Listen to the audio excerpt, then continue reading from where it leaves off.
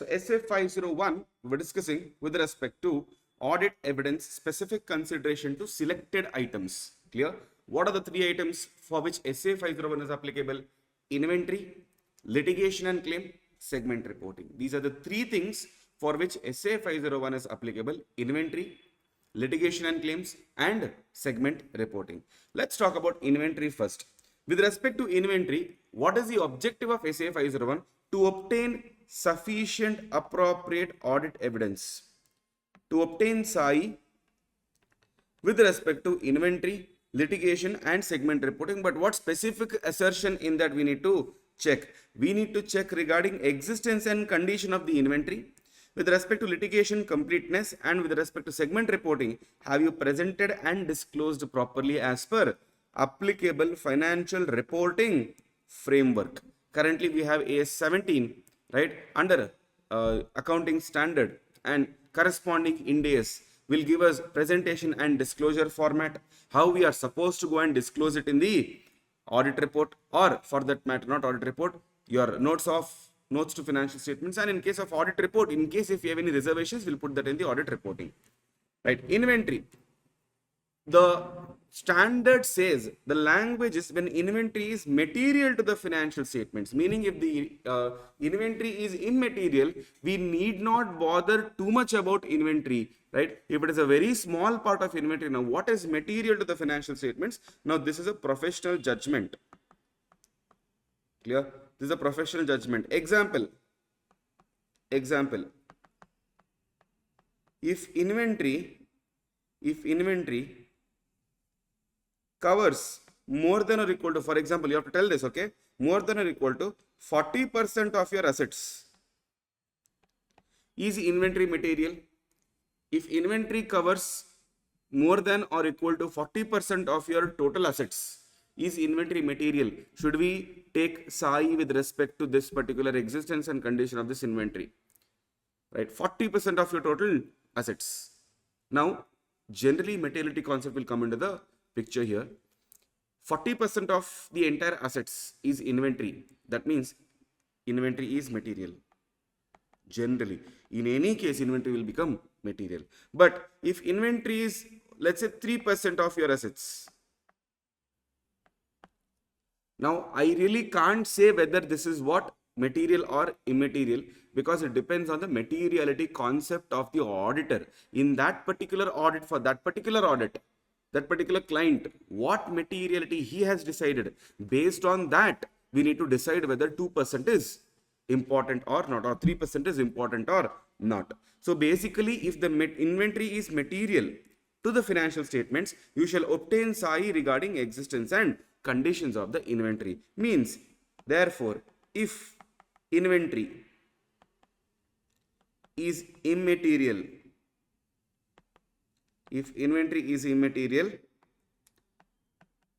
no need to obtain SAI with respect to existence and condition, which means you do your normal procedure for inventory. SA 501 additional procedures you need not do it. General procedures will be doing it for everything. SA 500 will follow everywhere.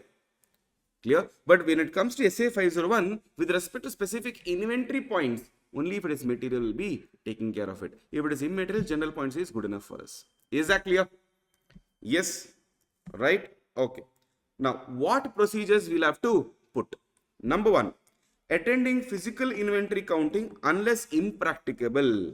Now, this you'll have to understand properly. What do you mean by unless impracticable? Meaning, general rule, you have to attend physical inventory counting. Unless impracticable, sir, not at all possible for me to go. Clear? For example, lockdown happened. Would we able to go to a client place, do physical verification, get evidence, come back and report during lockdown? Would it be possible for us to do it? No, not possible. Reason being, sir, during lockdown, the rule is you're not supposed to go anywhere. Now, how can I go to a client's place and attend physical inventory counting? Not possible. So, impracticable.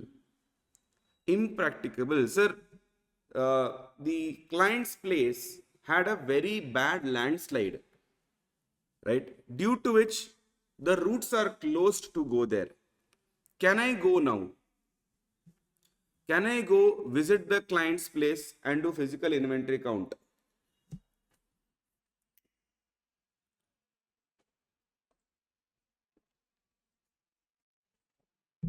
Not possible. Clear? Because it is again impracticable. But how much ever is possible, try to go there if the situation assists you. But if the situation is not assisting you, the circumstances are not in your favor, I'm not able to go, no issues. For that also we have some procedures, clear, which we will discuss little later, right? So general rule, attend physical inventory counting. Now, one very important question, you guys have to answer this, clear? You guys have to answer this. The question, sir, if you said attend physical inventory counting, whose responsibility is to do inventory counting in the first place? Whose responsibility is to do inventory counting in the first place? Very good, Paul. Very good, Rishabh. Others, do you agree with them? Preparation of financial statements is whose responsibility? Management's. So whatever amounts they have disclosed there, it's whose responsibility? Management's. Therefore, inventory counting also will be management's responsibility. Sir, I thought till now only auditor will go and do it. No. Auditor goes and attends. Just because you attend a wedding doesn't mean you're getting married. Right? So just because you're attending physical inventory count, that doesn't mean you are doing the physical inventory counting. It's the management who is doing. You are just going there and attending the physical inventory count. Clear? So primary responsibility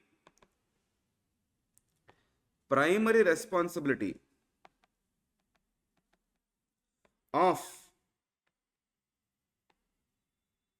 inventory count is management's. We just go there and attend. Okay. Now, after attending, what do we need to do, sir?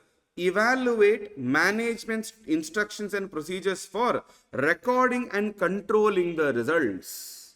Because if you are not there, can there be manipulation with respect to quantity, rate, amount, and even valuation for that matter? Yes. Therefore, you have to do 4 things, sir. First one is to evaluate.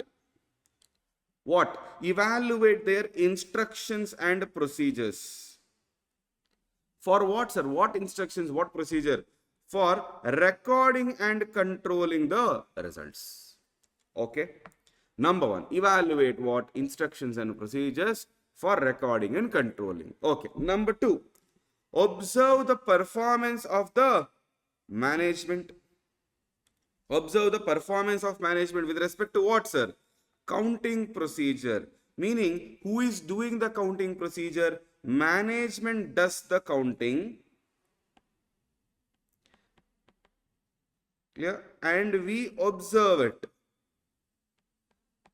Can you tell me what audit procedures I am applying in point number 2? Very easy answer. What audit procedures am I applying in point number 2?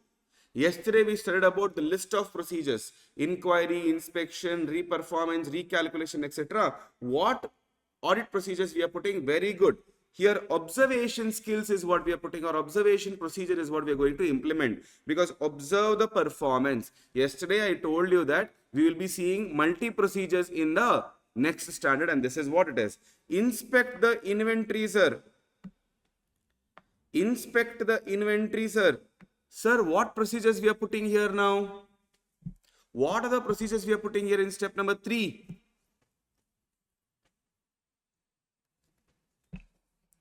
Very good.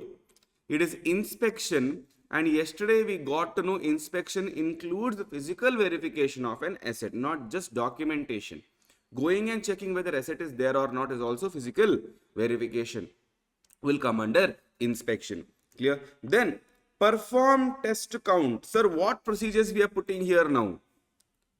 What procedures we are putting here now? What procedures we are putting here? Come on. Yes, tell me.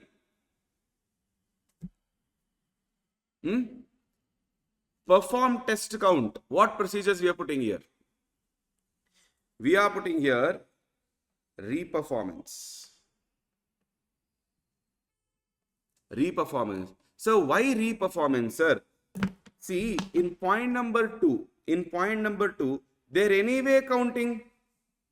You're also counting again. Why? No, what is this? This is nothing but reperformance. You know what they already did. You're doing it again for a better evidence, right? So we have put three particular audit procedures here. One is observation, one is inspection, and one is reperformance. One is reperformance. Clear?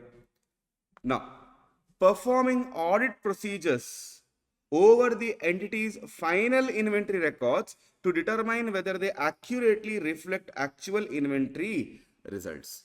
Why, sir? See, inventory counting can happen on a different date. Let us say,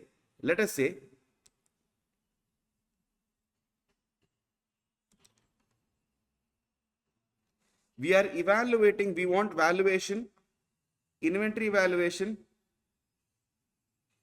here as on 31st March. Okay, as on 31st March 2025. Now, there could be a reason where, or there could be a situation where inventory count is happening, let us say, on 28th February 2025. Right? Now, as on balance sheet date is what we want the valuation. Does that mean they do inventory counting again on 31st March? Does that mean they do inventory count as on 31st March? Not necessarily, no. Not necessarily. So, my question to you, you have to answer this, respond, okay? That's when you will get to know better. That's when I get to know better about your understanding, okay? Offline, not a problem. It's the live online, and required students, you can answer in your head. Okay, you need not put it in the discussion column. Discussion column is only for doubt solving. Okay, and you express about your opinion with respect to what you felt with respect to the classes, right? These yes, no, you need not put in the discussion column. You answer it in your head only. No, sir, adjust the further. Now, do they take physical inventory counting twice? The answer will be no. Now here they have got one amount. Let us say, here I was present. Okay, I was present on this day for physical inventory counting. Here I got with respect to the inventory valuation, let's say 10 lakh was a valuation we calculated. Okay, now from here till 31st March, what will they do now? What will they do now? Will they do another physical inventory count on 31st March? Or they take 10 lakh as a starting point and then they adjust according to the transactions?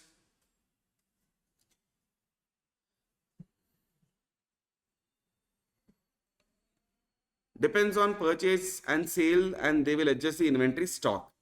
Okay, adjust the further, right? So can I say plus or minus the transactions and then I get the final value? Am I right? Yes. Good. So 10 lakh we take as a starting point and then we build from there. Then we get to know whether things have been chalked out properly or not.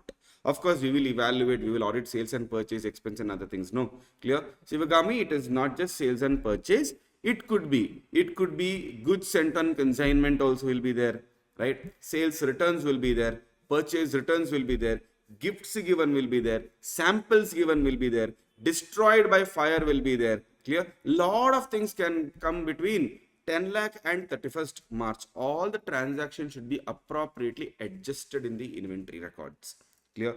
Now, for final value, definitely there will be something called as final records. I need to check this final records. Clear? Yes, very good. Pooja, sale in transit means, are you telling from my perspective, that is a client perspective, or vendor's perspective? Sale in transit means we are giving goods or we are receiving goods. Sale made by us or sale made by vendor?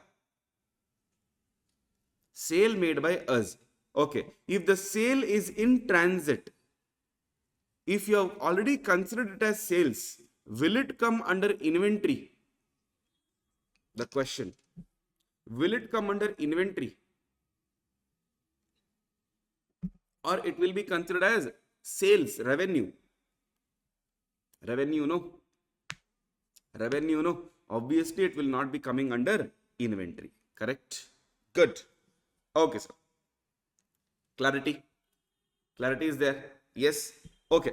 Now, so that is what your point number B is all about. Performing procedures over entity's final inventory record to ensure that the results reflect actual inventory results only. Is that clear? Okay. So these are basic procedures you have to do. Very important. Clear? Very important. These procedures are basic. In all situations you have to, except it is not practicable for you to go and attend. If it is not practicable to go and attend, what do we have to do? We will see that. But apart from that, in all scenarios, you have to apply these procedures. Okay? Right? All right, sir. What are the relevant matters that has to be considered in planning attendance at physical inventory counting? Number one, nature of inventory. What type of inventory it is? Should I go or not?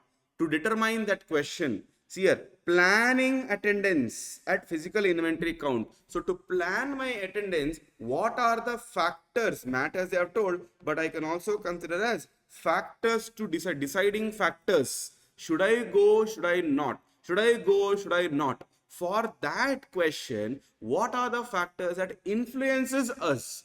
Number one, nature of inventory. What type of inventory it is? Clear? Is it inventory which is perishable in nature? Clear? Right? Or is it not perishable in nature? What type of inventory my client has?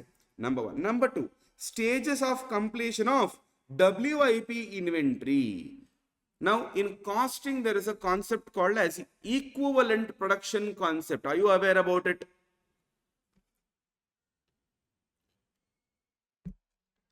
Equivalent concept, equivalent production concept. In equivalent production concept, there is something called as WIP. Now, I need to know at what stage your production is, right? If it is at a particular stage, I can tell that, hey, you continue, I will come and do the counting on some other day. Clear? So, inventory counting factor to go and attend. Number two is what? Stages of completion. At what stage the WIP inventory is at. ROMM related to inventory. Risk of material misstatement. Sir, what is the degree of the risk? What is the degree of the risk that the inventory might be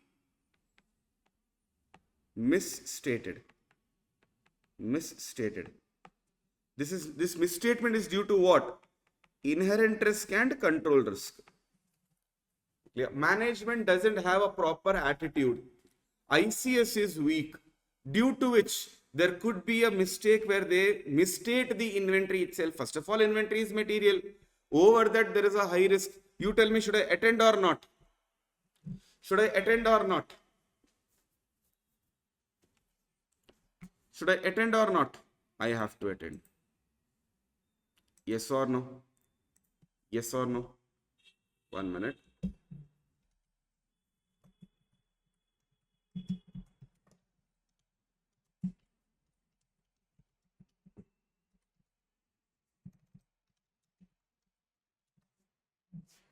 Okay. Yes. Now, nature of ICS related to inventory. What type of ICS you have? If you have manual ICS or Automated ICS. Where should I trust more? Where should I trust more? Manual or automated? My trust will be placed on what? If there is an automation, if there is manual, where should I trust? I should trust automation. Why? Very good. Why? Give me a reason why you have to trust automation. Sir, automation will not have bias. Manual, there could be bias, right? There could be a lot of manipulation happening. But if it is automated, then less human intervention, correct? Because I told you long back, wherever humans are there, problems will be for sure. Clear? Whether adequate procedures are expected to be established and proper instruction issued for physical inventory count. Answer with proper mindset here. Who issues instructions? Who issues instructions to their employees to do physical inventory count? It is the management.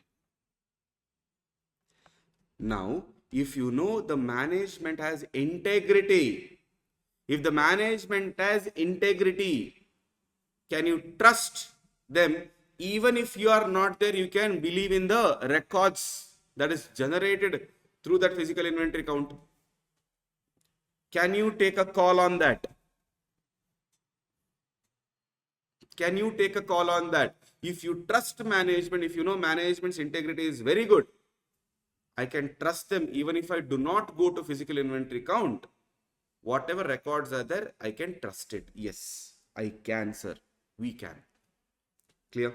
We definitely can. So your expectation also depends on the knowledge of management. Clear? Now, if I know that if I give homework, you will not do. Next time, should I give you homework? And should I trust you that you will do and come?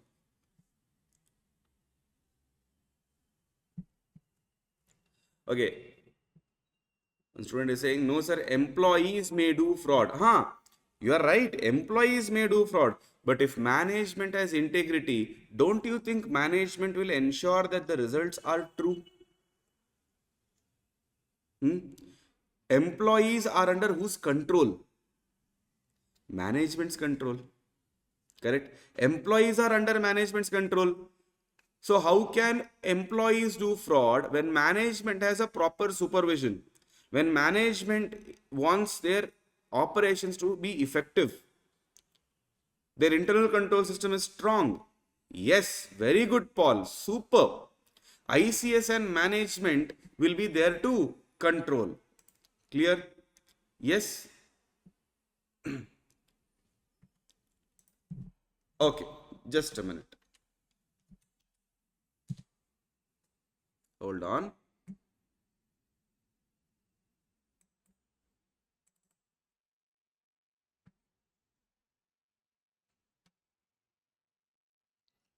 Right.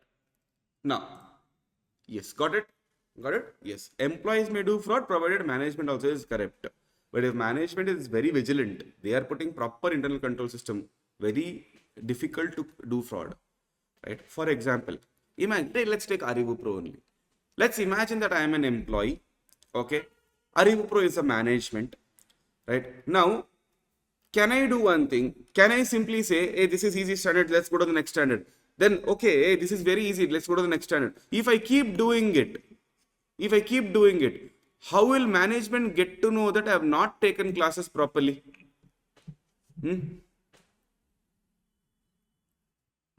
I can do that. Now, how will management get to know? Answer. Very practical scenario I'm giving you. Students will report it, sir. Feedback will be given. They will, no, Shivakami, it's not overlook. They'll oversee. But do you really think they will sit and see all the recordings? Is it possible? CA final recordings I'm talking. Imagine we have FR, right? FR will take somewhere around 300 hours, right? AFM will somewhere go around 200 hours, right? Then audit will go somewhere around 150 to 200, some in that between. You think they'll sit and see all these one by one? Random checking, sir. In random checking, what if they get good, lessons where I've taken everything properly? Right? The proper evaluation here is when students report it. When feedback is given. When you raise a ticket called at help@arivupro.com. Now my question to you, you raise a ticket, students reported, feedback is given. If feedback also is not taken, not seen, not monitored, help at ArivuPro team ignores your reporting. Now tell me, will they find out? Will management find out? No, they'll not find out, right? So they have to put internal control system in such a place or in such a way that when a student report it, it should go to the respective team and the team should be able to report on a daily basis how many reports have been generated, example, what are the reports generated, or a copy to the management should be attached. Some cases go and fight directly, correct, but in the given instance, do you want to go and fight, or will you say it's okay, leave it, we'll try to give feedback, right? You will put it in Google or some other public platform, yes or no? Yes or no? Ask for refund. Yeah, at that point of time, probably they will be able to see what is the problem. So now on the other hand, imagine management is very vigilant and you raise one ticket and within 24 hours, action will be taken. Now you tell me. Now you tell me, in that case, will management get to know? Will management get to know? The answer is yes. Now you got it, right? Expected procedures expected to be established and proper instructions given or not. So if management is very strong, I can expect it to follow it to be followed religiously, no problems at all. Timing for physical inventory counting, sir. When are you doing the physical inventory counting? When should I attend? Now, I have an audit to finish. Should I finish my audit or should I come and attend your physical inventory count?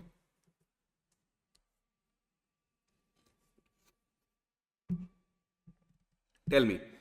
I have due date to finish. I have due dates coming closer and I have audits to finish. So, will I be prioritizing this or coming to your inventory count?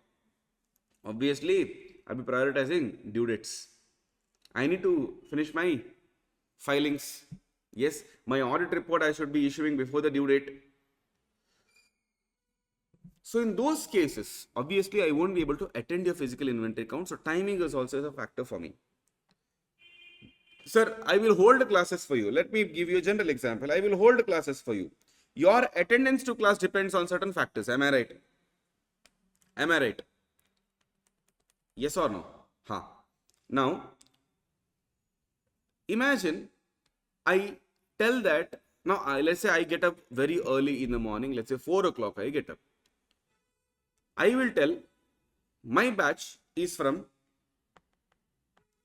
4:30 a.m. to 9:30 a.m. Tell me, in this scenario, will you join or will you not join?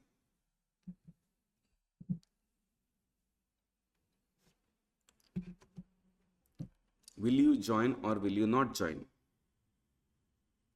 Why? Why would you not join? Why would you not join? I need reason. Good, no. Early morning we are studying. Brahma Muhurta we are studying. What's so wrong in this? Sir, 4:30 a.m. you're telling, sir. That means we'll have to get up early. Okay, online live, it could be still convenient for you because you just have to get up and join. Your face need not be seen, right? Your voice need not be heard. But offline, some travel for 1.5 hour. Yes, so it's very difficult for them to join. Sir, I need to understand the timing. I need to understand the timing. Yes. Now, okay, sir, rather than this, how about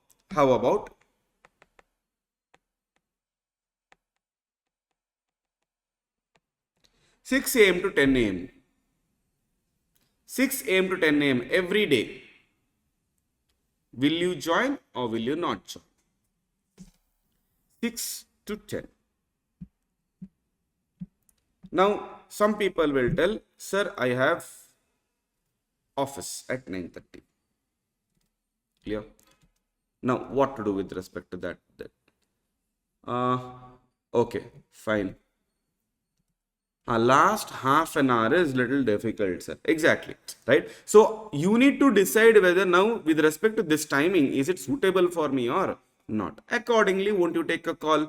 Yes, sir. That is what we are talking here. Clear? That's what we are talking here. Understood? All right. Whether entity maintains a perpetual inventory system. What do you mean by perpetual inventory system? What is perpetual inventory system? Any idea? There are two types of inventory system where we maintain perpetual and periodical. Right? Perpetual means we don't balance it, it is a continuous recording. Periodical means probably depending on the management decision, it could be every month we balance it. Clear? Once in 3 months also we can balance it depending on their decision. So we here, if it is a perpetual inventory system, there is no balancing in between, sir. That means it is very difficult for me to judge the valuation. It is better if I go there.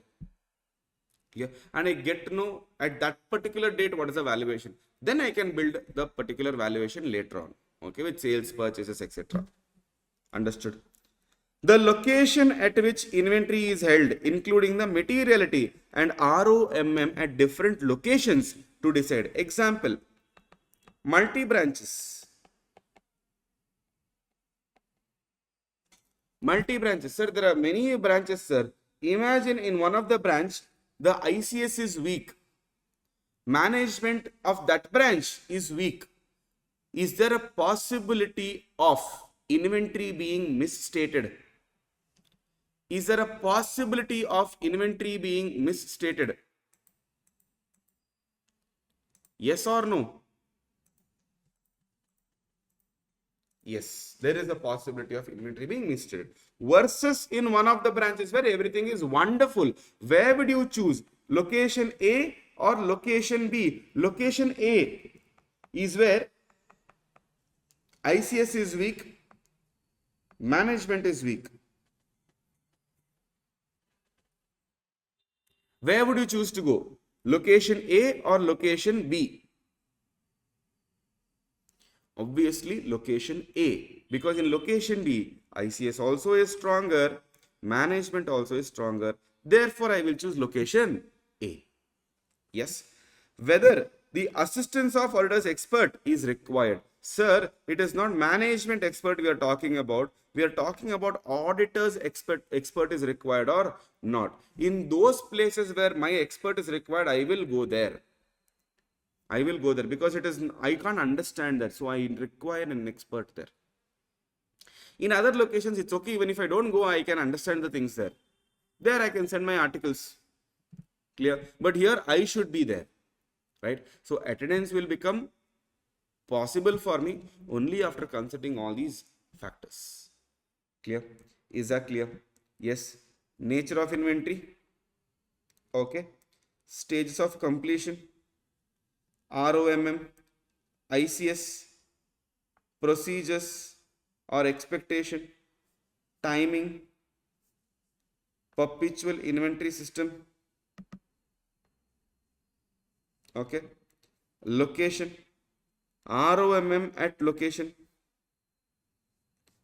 Auditor's expert. These are the keywords you need to understand. Clear? Yes? Right. Now, various scenarios, sir. What are the different situations? Sir, I have a doubt. Yes. Bet A and B, which one to select? Between, okay, sorry. Sometimes I don't really understand the SMS language. Between A and B, which one to select? Okay, if we select B, does it mean are we not doing any procedures with A when ICS and management is weak? See, if we select B, now imagine in A and B, both are doing physical inventory counting on the same day. Where would you choose to go? See, if it's a different day and if it is possible, I will not even consider that. No, I'll do both. I'll do both. The question will come where I have to choose between these two now. If I have to choose between these two, I'll tell you one thing. Simple, general example. Imagine one subject is easy for you. Let's say, for example, accounts FR is easy for you. Audit is difficult for you. Your ICS and audit is weak. Your ICS and accounts is good. The way you are studying. Okay. Now tell me, which one will you focus more on? Audit only, no? Why? Because your ICS is weak there, so you have to work more on that. But what generally students do? Generally students do what? They again study the same subject which is easy for them. Wrong, no? Because the difficult subject will always remain difficult now. You will never be able to crack that subject, which will affect in your exams. So you have to work more on those areas where it is difficult for you. Am I right? Similarly, between A and B, if it is happening in different dates, no problem. But if it is happening on the same date, wherever weak location is there, weak ICS is there, I will go there. Because I need to be present and see what you are doing. But if ICS is stronger, segregation of duty is stronger there, everything is good. What is the matter there? Nothing. Therefore, I need not worry about it. Are you getting my point now? Understood. Okay, good. Scenario number 1, sir. Scenario number 1. Sir, audit is being conducted or inventory counting is being conducted at a date other than balance sheet date. Example, it could be before 31st March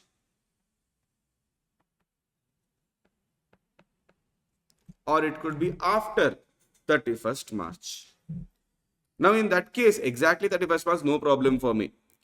But before 31st and after 31st, if you're doing counting, what is the scene? Number 1, in addition to the above procedures, which above procedures, sir? Procedure A and procedure B. I told you it is a general procedure here which you have to do. Attending physical inventory counting and putting the procedures on final inventory records. Clear? In that case, perform procedures to obtain evidence about whether the changes between the counting date and FS date are properly recorded. That means, imagine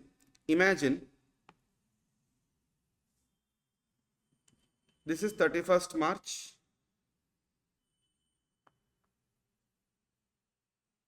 Okay.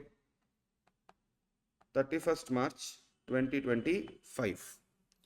Now, scenario number 1, they are saying you do a physical inventory count on a date other than balance sheet date. Let us say, for example, 2 scenarios we'll take. Okay. Scenario number 1, you do physical inventory count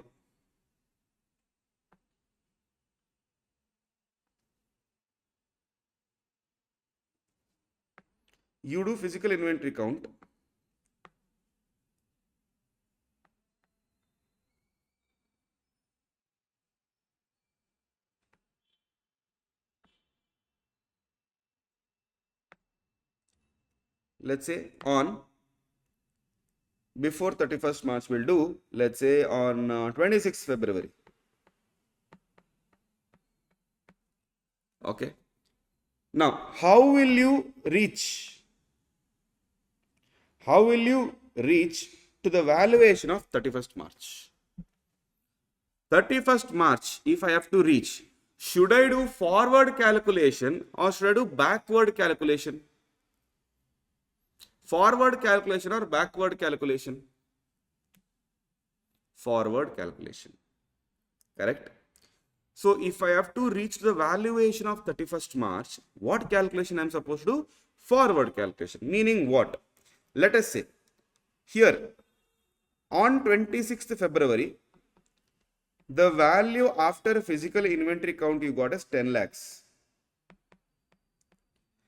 Now I have to reach to 31st March. Imagine somewhere here.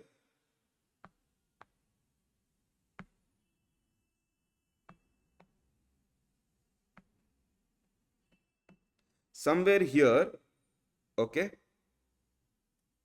in this particular gap, one transactions I will put, you will have to answer that, okay. Sale happened sales, purchases, sales return,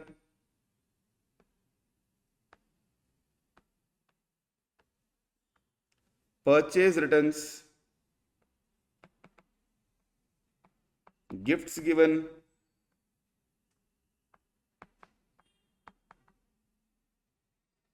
samples issued. Okay, for each of it you guys have to tell me the adjustments what you will be doing. Okay, tell me sales, what is the adjustments you will do? Add or less? Add or less? 1 okay. Sales, what do you mean by sales? Inventory went out or inventory came in? Inventory went out. So if inventory goes out, reduction. Purchases, inventory came in or inventory went out? Inventory came in, therefore increase in inventory, therefore it will be added. Right? Sales return, I made sale, it came back to me, so my inventory count went up, therefore add.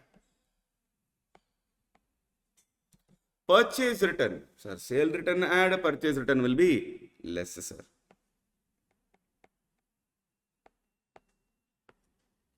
Gifts given, deduct, very good. Samples given, deduct. Are you getting my point? Are you understanding the point? Yes or no? If sale is completed but inventory is not transferred, okay? Very good doubt. Sir, if sale is made but inventory has not moved out, at that point of time, should we consider it? Okay, let me ask you one thing. When you're counting inventory, why are you counting inventory? Do you want closing stock value or not? Do you want closing stock value or not? Correct? Yes, we want closing stock value. Can I consider a sale as a closing stock?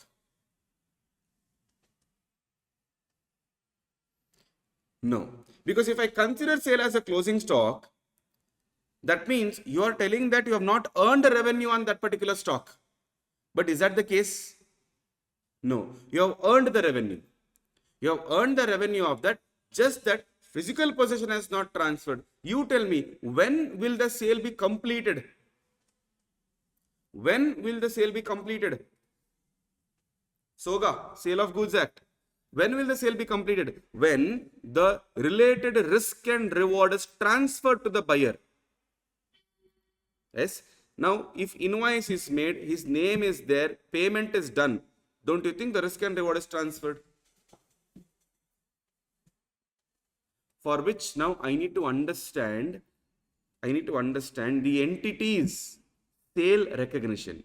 When do they recognize the sales?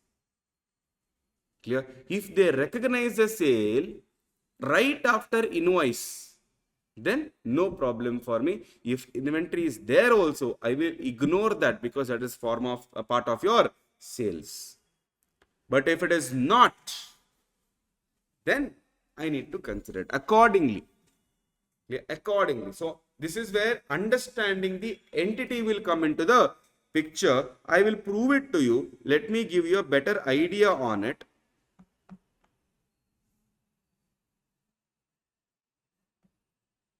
Now, if you see here, revenue recognition, okay, revenue recognition, goods held on customer's request, correct. Sir, payment made for purchases, inventory is in transit. I'll tell about that as well. Revenue from sale of goods. When revenue from sale of goods is considered, it is when the company performs its obligation to its customers and the amount of revenue can be measured reliably and recovery of the consideration is probable. So, when do they recognize the revenue?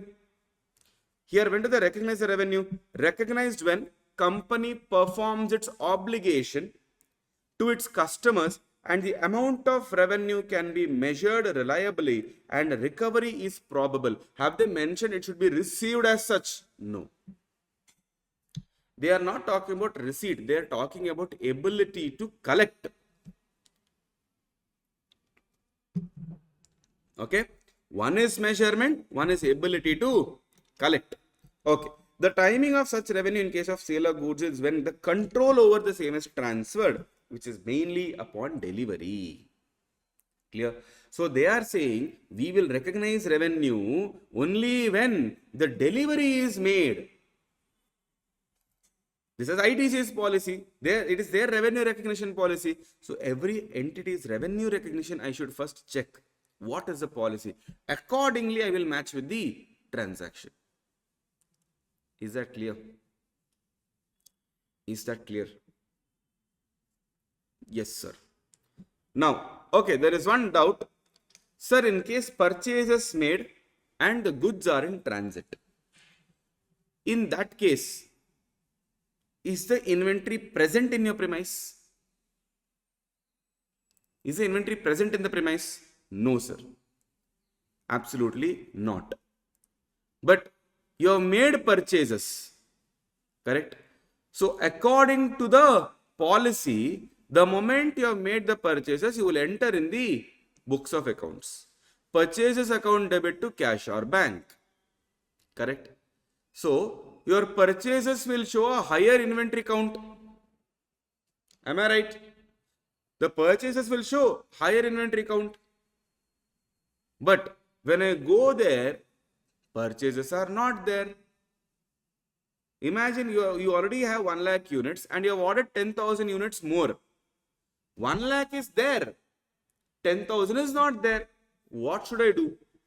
I should put my procedures for that. And have to verify whether it is actually in transit or you are lying. It could be dummy purchases. Right? You show purchase in transit separately. I should put my procedures there.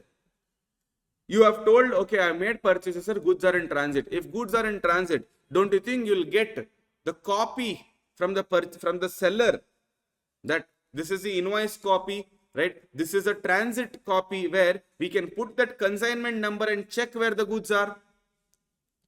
Or we can even call the transporter and say where the goods are. Confirmation I can take. Yes, presentation and disclosure is a different topic. I am not talking about that. You show purchases in transit separately. Clear? Under purchases, you show total purchases and purchases in transit, and then you show net purchases. No issue for me. Absolutely no issues for me. The problem is my procedures. How will I verify the existence of it? Here, when it comes to inventory, am I really bothered about presentation and disclosure or existence and condition? Existence and condition. Whether it is there, if it is not there, or is it there or not there. That's the only concern I have. For that, I will put respective procedures. Understood?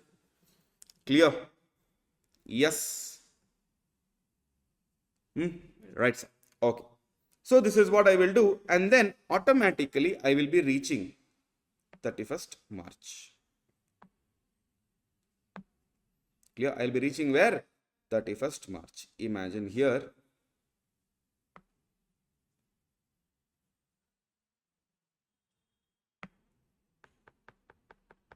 One amount I will get, right? Automatically, I will reach where? 31st March.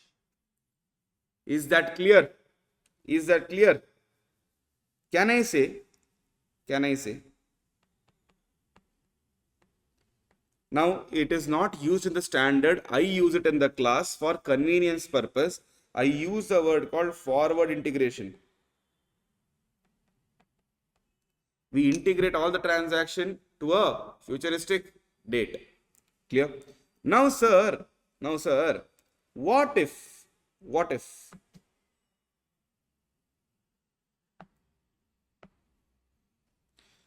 you have done physical inventory count on a date which is after balance sheet date? Let us assume you have done it on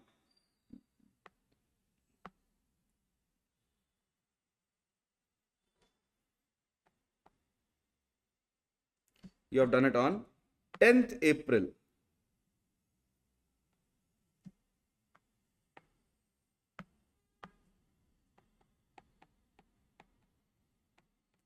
You have done it on 10th April.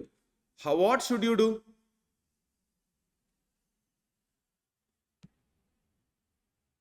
What should you do?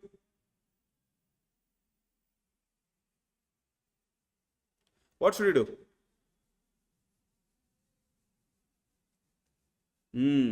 Very good. Very good. Very, very good. We'll be doing something called as backward calculation.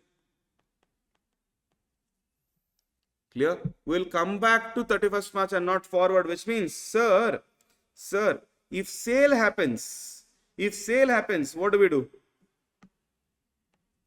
If sale has happened, what do we do? Reverse calculation, mind you. Very good. We add. Purchases happens. Less. Sales returns happen. You have to think every transaction, you have to think. Don't be in a hurry to finish. Okay? Less. Purchase return happens. Add. Gifts given. Add. Samples given. Add. Right?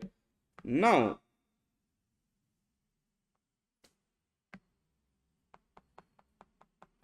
whatever amount comes, we will travel to where?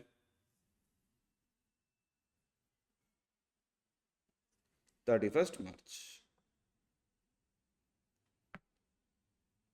We'll travel to where? 31st March. Is that clear? Is this clear? Yes, because this is required for method 1. Now anyway we are doing situation 1. It is required for situation 2 as well. Is that clear? Yes. Okay. Right, sir. Now, sir, what we should do? Perform procedures to obtain evidence about whether the changes between the counting date and financial statement data are properly recorded, whether perpetual inventory are properly adjusted, reliability of inventory records, reasons for significant differences between information obtained during the physical count and perpetual inventory records. So these are the few procedures, not exhaustive. Few procedures they have told. Because they are maintaining perpetual inventory system, then obviously properly adjustment should be done. Continuous, no? Balancing won't be there. Can I rely on it? Perform procedures for reliance. Okay. Reasons for significant differences. If there are. Small differences, no problem. But significant difference. Normal loss and all, yes, no problem. Okay. Between physical count date and perpetual inventory records. So whatever physical counting date is there, whatever results we are getting and the records, if there is a difference, find out the reasons for it. Clear? Number 2, unable to attend due to unforeseen circumstances. Sir, what does unforeseen circumstances mean? Sir, I plan to go, but landslide happened. Unforeseen circumstances. I plan to go, my vehicle broke down, sir. In the middle of the road, I'm not able to reach there. I'll be reaching only tomorrow. Today, you're doing physical inventory count. Unforeseen circumstances. You fell sick. Unforeseen circumstances. Clear? A lot of things can happen. Unforeseen circumstances. What we should do? Now, look at this. Make or observe physical count on an alternative date. Sir, let them do today. You do on some other day.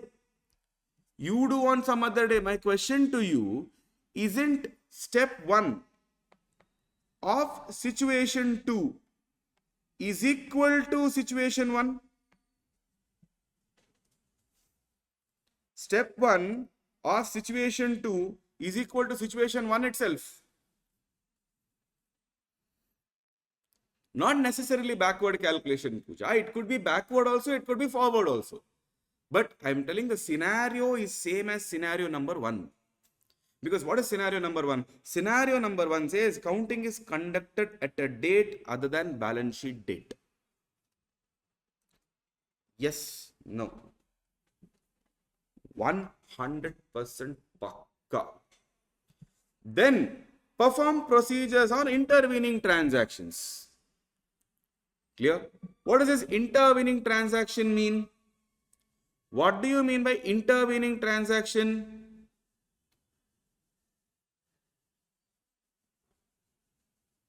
What is intervening transaction? In between those two dates, whatever transaction you are doing, and that is what we call as intervening transaction. Clear? Not only this, now we will be putting two more procedures, adjusting transactions, correct? We will be putting two more procedures here, right here. Third procedure. What we will put, sir? Perform or verify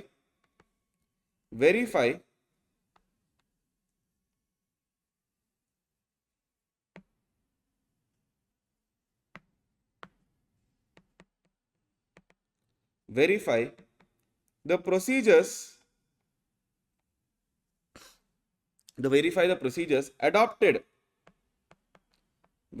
procedures adopted and treatment given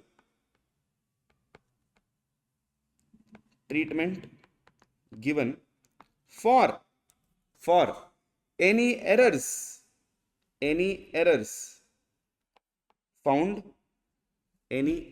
found or noticed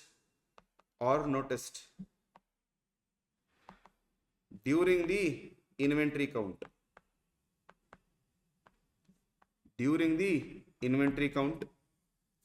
Okay. Then obtain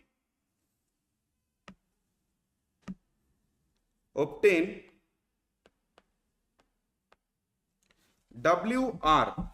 What does WR mean? Written representation. Clear? Now obtain WR with respect to what, sir? Number A. Completeness of information. Number B, in writing. Yes, WR is in writing only, we take, obviously. Okay. Then assurance on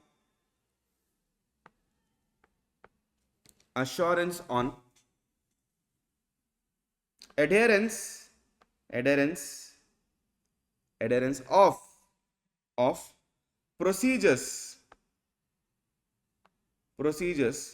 put up for physical inventory count.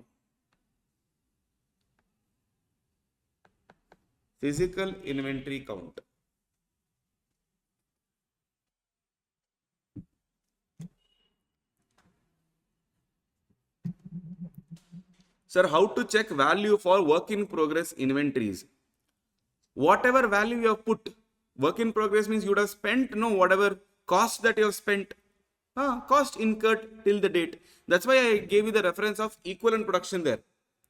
There you would have learned, what are the different costs incurred till date, material how much they have incurred, labor how much they have incurred, overhead how much they have incurred. Yeah, check with respect to that. Got it? Okay. Management will show some amount how to trust that. That's why we are taking WR, no? That's why we are taking written representations. Yeah. See here, verify the procedure adopted and treatment given for any errors found during the inventory count. So if you find any error, verify that. Clear? Verify with the records. They should have no inventory records. They should have inventory records, no? Materials how much they have put. Some records should be there. Randomly they can't do it. Clear? Number one. Number two, sir, I still don't trust them. Take it in writing. Now that's the evidence. Tomorrow, if anything happens, you have an evidence that, okay, see, this is what you have done. You have told me this. Clear? Understood? Done. Good. Right, sir. Now, third scenario. Attendance is impracticable. Sir, impracticable. Example, lockdown.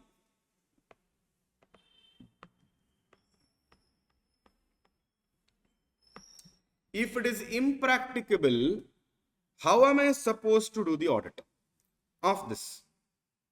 If it is impracticable, how am I supposed to do audit of the inventory? What can I do, sir? I knew you would say this. He's saying, do an inventory count through video call. But can I trust the video call inventory count? Can I trust it? See, small areas, we can do it. Not a problem. Small inventory, immaterial, you can still do it. Clear? I'm not saying it is not possible at all. My question is it accurate? Is it reliable? Is it accurate? Is it reliable? Now, you video call me. Can I adjust in the background? Can I adjust in the background? Yes or no? Possible, sir. Recently, I had seen one of the, I think you all have seen this recent movie called Dragon. Yeah. In the Dragon movie, he gives a fake interview, no? Video call interview, exactly. Gives a fake interview. Yeah. Now that time he will check, no, I want to see your surroundings. I mean, he takes the room tour and then he will be satisfied. But actually we know what is happening there. Am I right? So is it reliable? Depends on integrity, sir. Exactly. Right. So that's again when they say, okay, sir, management integrity is there. Right, sir. That's why they have not told anything. They said, perform alternative procedures to obtain SAI with respect to existence and condition. What is that alternative procedure? You decide. Clear? You decide. I will not tell you. Audit is one of the best subjects because it gives you freedom to do things. Unlike your other subjects. Can you do whatever you want in law?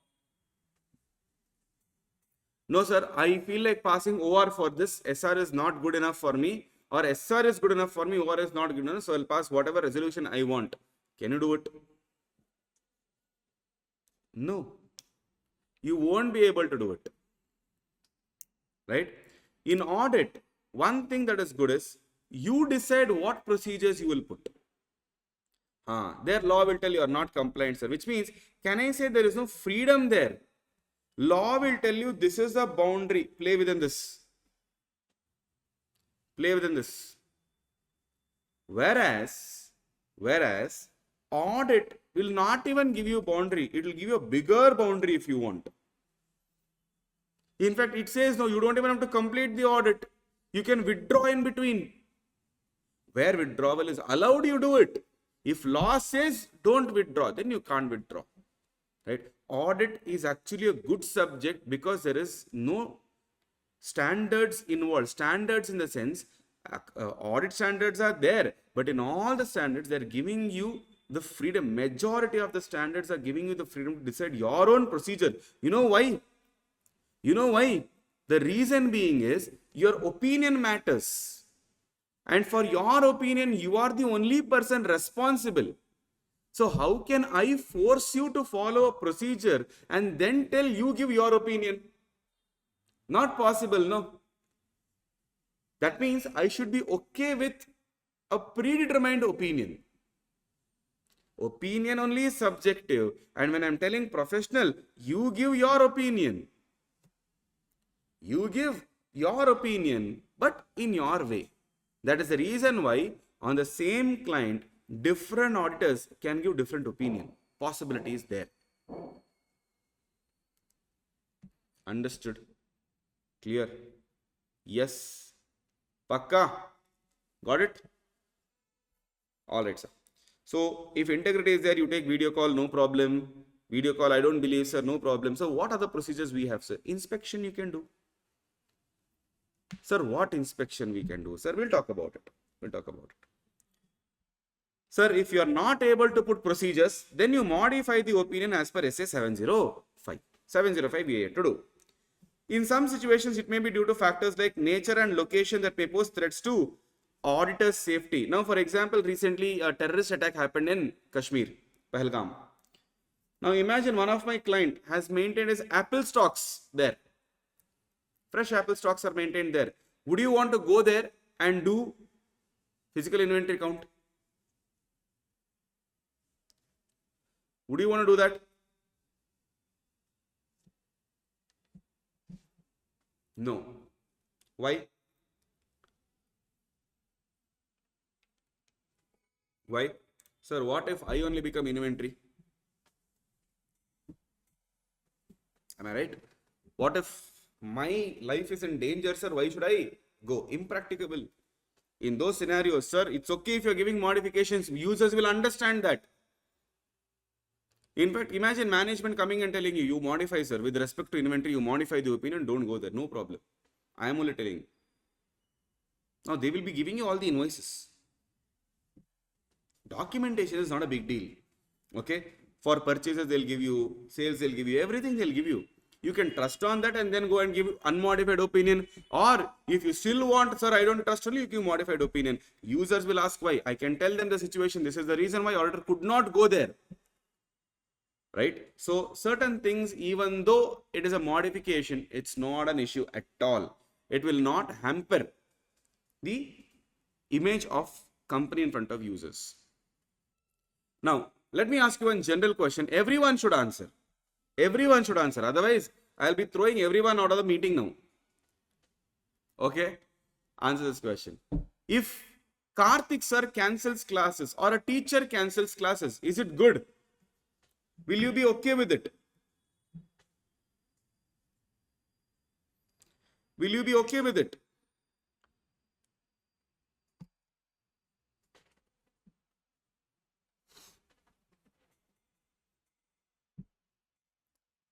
Yes, sir, we'll enjoy it seems. Hey. Okay. Right. Now see, everyone are talking from, that auditor language I can see here. No one is saying directly yes, directly no, except one guy. He wants to enjoy. Don't worry. Now, everyone said, if there is a genuine reason, it is okay, sir.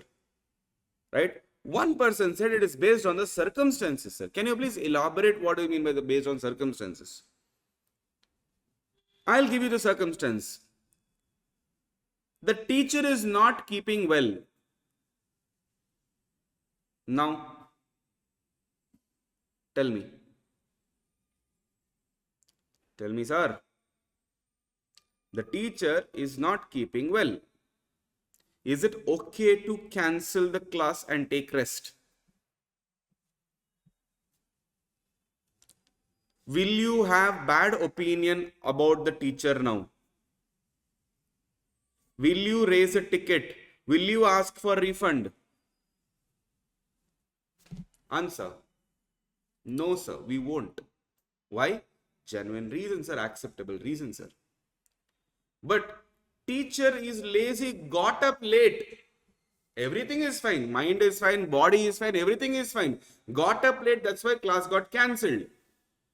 6 o'clock class, teacher got up at 8:30.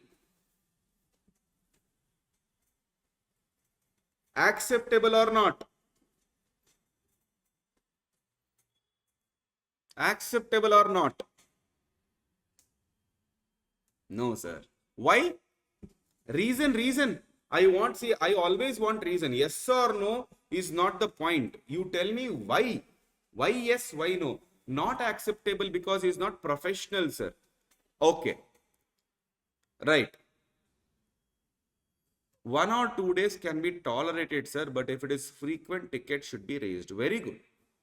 Very good. See, this is how professionalism looks like. Both the answers are right. Not acceptable because he's not professional also, right? 1 or 2 days we can tolerate, sir. Okay, we'll give 1 or 2 more chances, sir. But if it is frequent, we need to raise a ticket, sir, because it is irritating us. Can I ask you one thing? Don't you think even students should be professional then? Huh? Don't you think even students should be professional? Yes or no?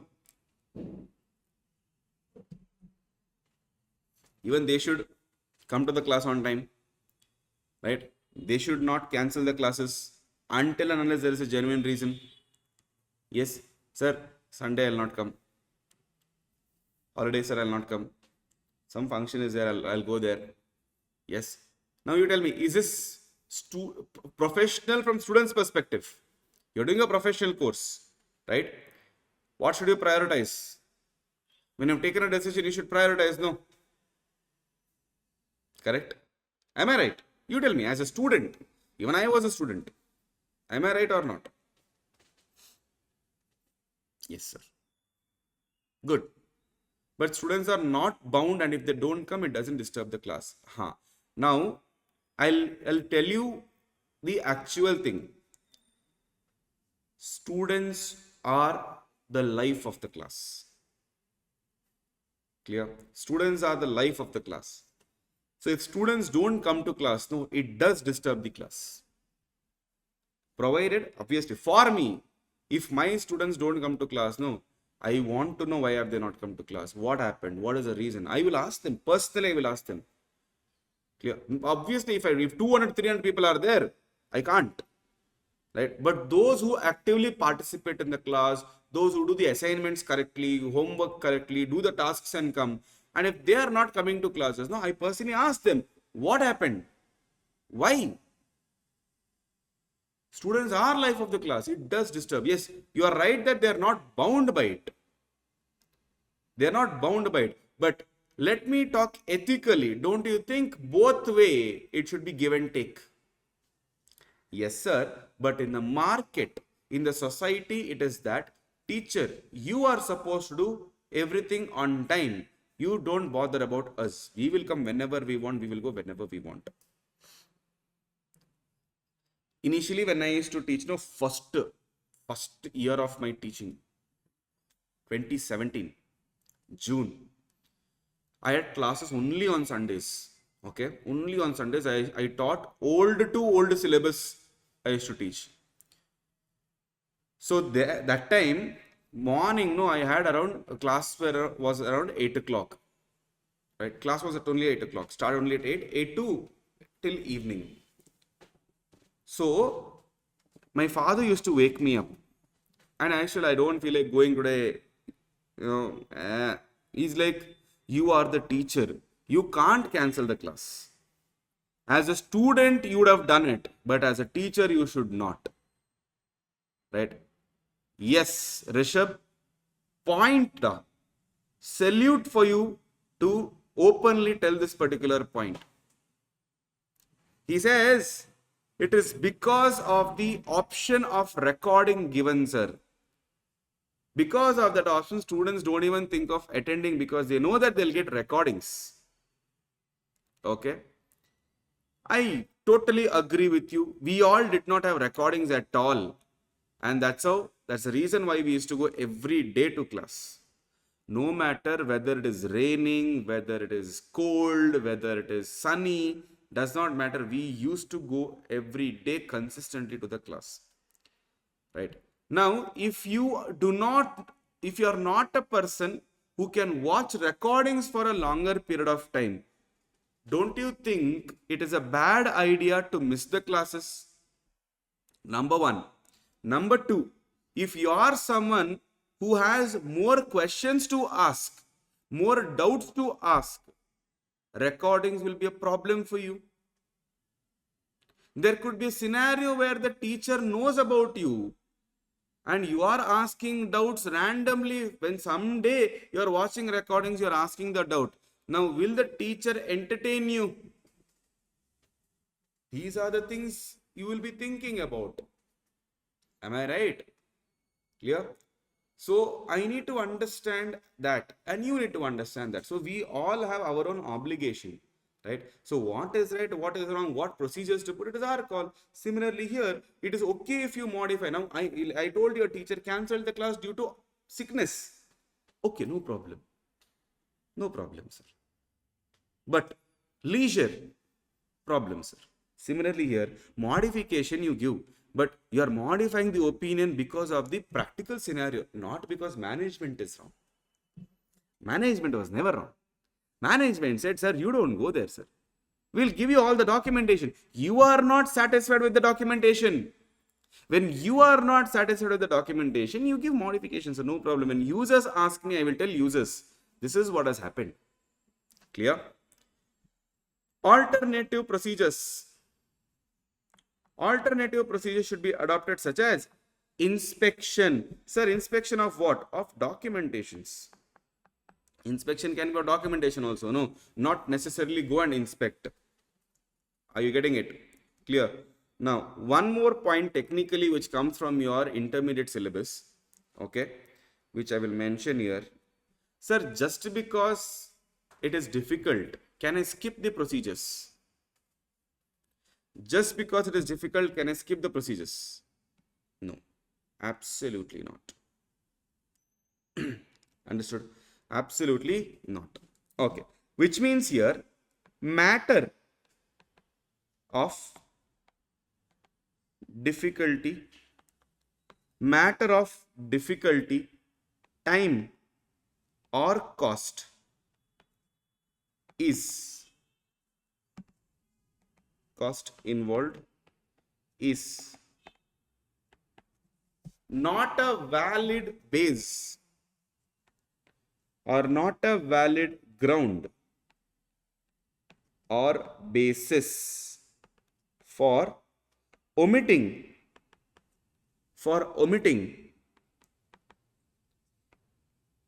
any audit procedures. Any audit procedures for which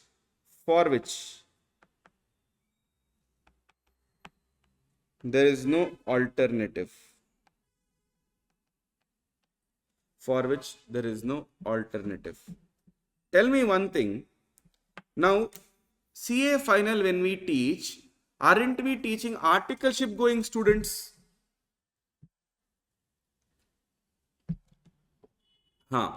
Sir, let's say I will take a call saying, sir, getting up morning is very difficult, sir. Who will get up in the morning, sir? Very difficult, sir.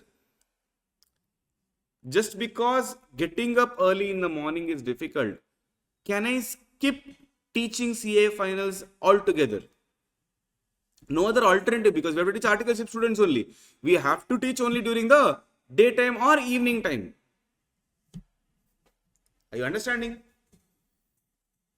Now tell me. Can I skip it? No, sir. There is no other alternative. Only recordings can be given to students. Now alternative is there. Rishabh said there is recordings you can give, sir. But the question is, recording we can give. No, not an issue at all. Is recordings for some topics? Yes, we can give. No problem. But all topics, don't you think students, when they have doubt? Yes, now it is accepted. But initially when it came, how will students ask doubts, sir? How will they understand? Some people are not comfortable with recording. So many things are there.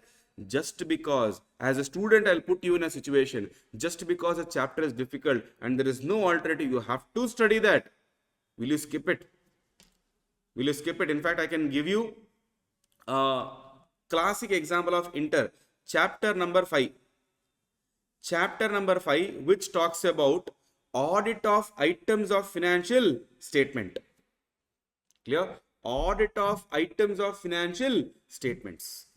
Now, in that chapter carries 20 marks. Okay? 20 marks if it carries.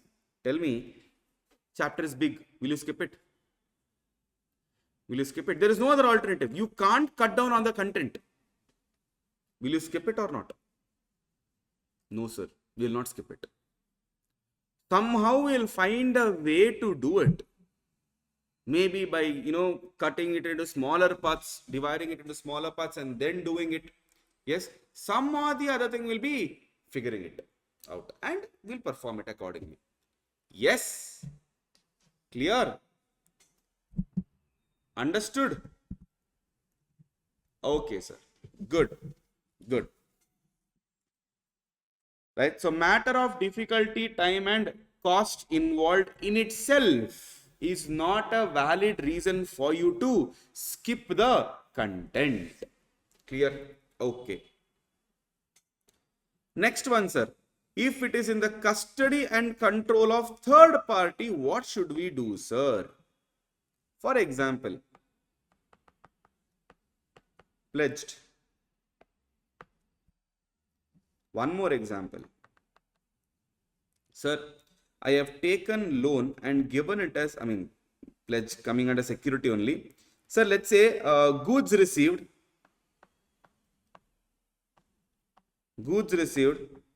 but kept in godown of my friend. Now, the friend is a third party, no? Friend is a third party, right? So, obviously, I need to take confirmation from the friend, right? So, obtain SAI regarding existence and conditions, clear? Existence and conditions by performing one or both of the following. Either one or both of the following. Number one, request confirmation from third parties with respect to quantities and conditions. How many units are there and what is the condition of the inventory? Clear? Request confirmation from them. So I can use SA 505. External confirmation I can use here. Perform inspection or other procedures. Sir, what is this other procedures, sir?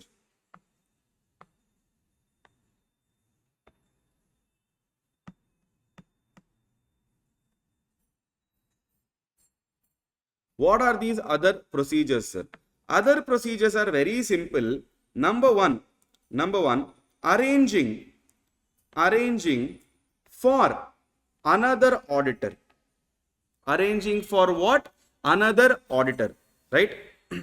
Sir, SA 580 talks about WR, written representation. Clear? I am talking about confirmation. 580 is for WR. Okay, WR later we take, at the end of the stage we take. Okay, right. So arranging for another auditor, meaning ask someone else to go there in that particular place. Please go check and come, because I'm not able to go. You go there, check and come. Clear? Then if you want, here you can obtain that audit report.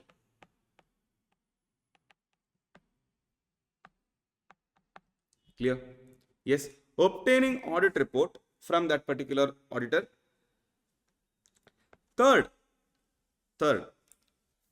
sir, we arranged some other auditor. He went there, audited, then came. Now, if you want, you can take request the confirmation.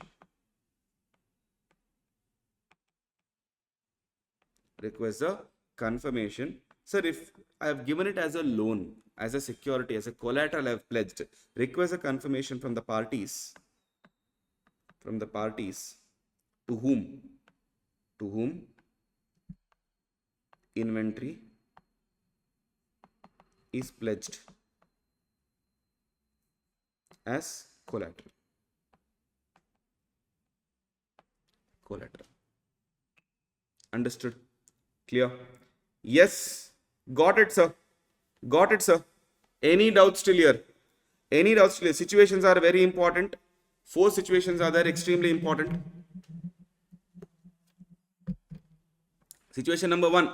What is situation number 1? Situation number 1 is where we do counting on some other date. Situation number 2, unforeseen circumstances are not able to attend. What do? Some other date we do the counting and then we do the intervening procedures. Situation number 3, third situation, impractical cables, sir. Possible modification can come here.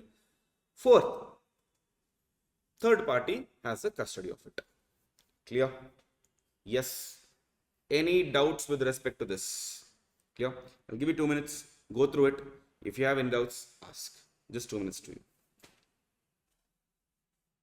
Right? Go through all the situations.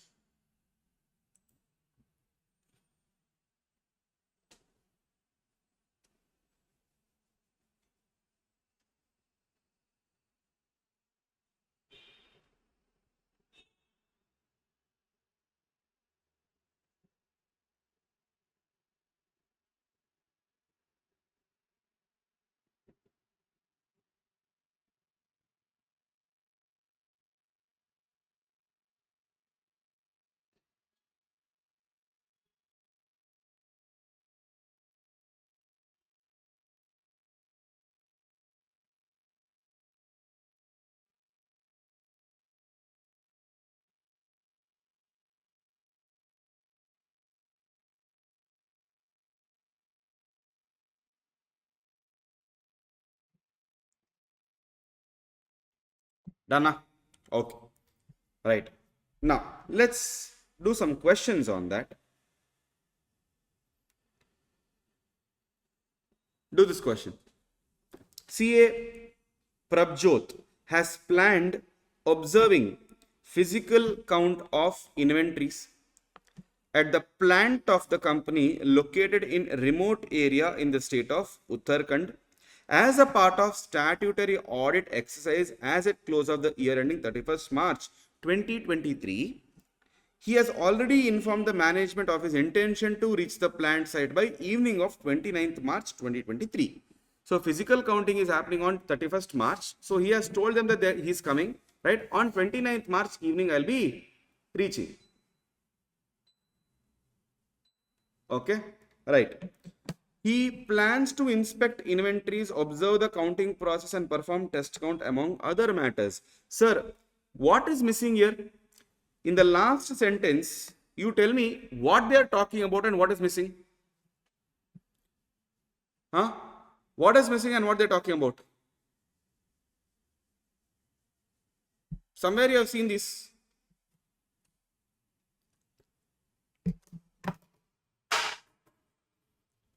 Huh? No, no, no, no, no, no, no, no. Not unforeseen circumstances. Primary procedures, if you see. Primary procedures. A and B. Number one. Remember 4 points were there. Not even KCMA. Not even KCA. Primary procedures. Primary procedures. These procedures I'm talking about. Evaluate, observe, inspect, perform. Now this is process. Okay. Don't change the order. Don't change the order. This is process. Don't change the order. These 4 has to go in the same order. First you evaluate, then you observe, then you inspect, then you perform. Okay, right. Your evaluation is not there. He plans to inspect, he plans to observe, he plans to perform test count. Evaluation only when he goes there. Okay. The management has made all necessary arrangements to facilitate the above exercise. However, an agitation in Himalayan hills has started on 28 March for the promulgation of a strict law relating to the conversion of agricultural land for commercial use. Many civil society groups are participating in the agitation. NH7 leading to the plant site is blocked by protesters. The plant is not accessible through any other mode. The blockade is lifted after 1 month when the state government announced the formation of a committee to look into the protesters' demand. Does the above case highlight to a situation of impracticability of attendance at inventory counting in terms of 501? How should the auditor proceed in the above scenario? Did you understand the question that they are asking? Right? Now, very good question, proper question for your case number. I will not tell the case number. Which case? Which case? Case number.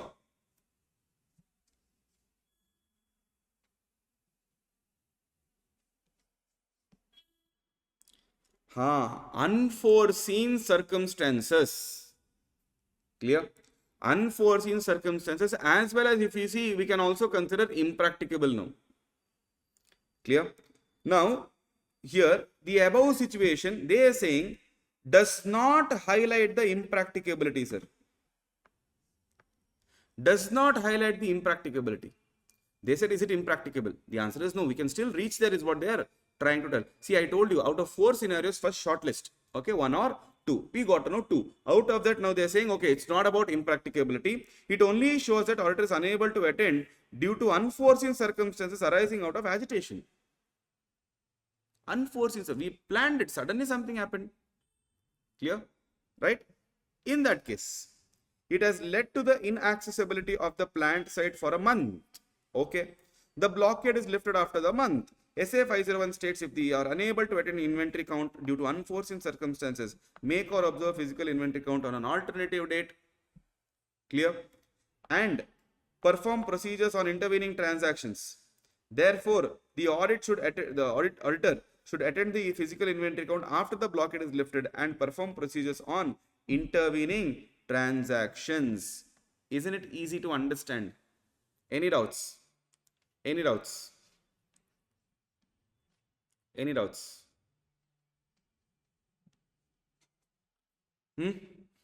Not impracticable, sir. After 1 month, he can do it. Very good. Super. Super, Rishabh. Nice. Right? Yes. Okay.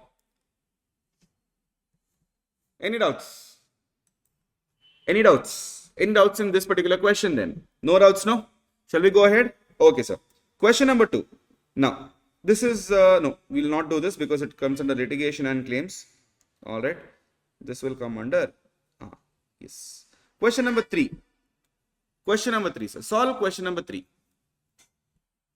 I want you to solve question number 3, okay?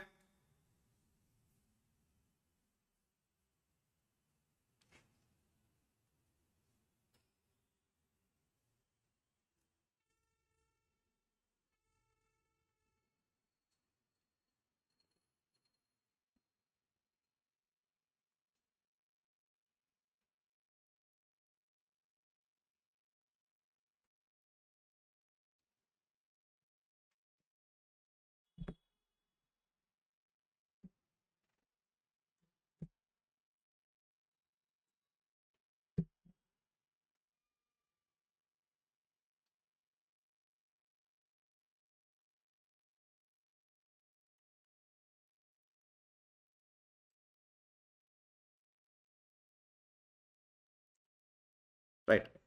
I hope you have read the question.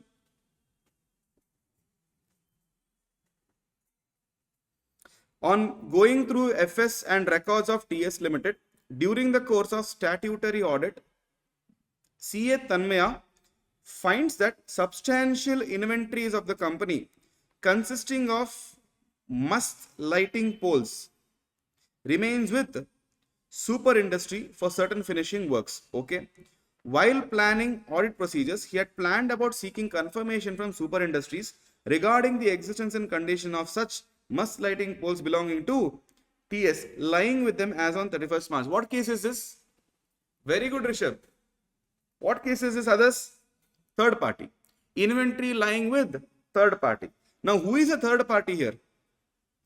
And who is the concerned party for us?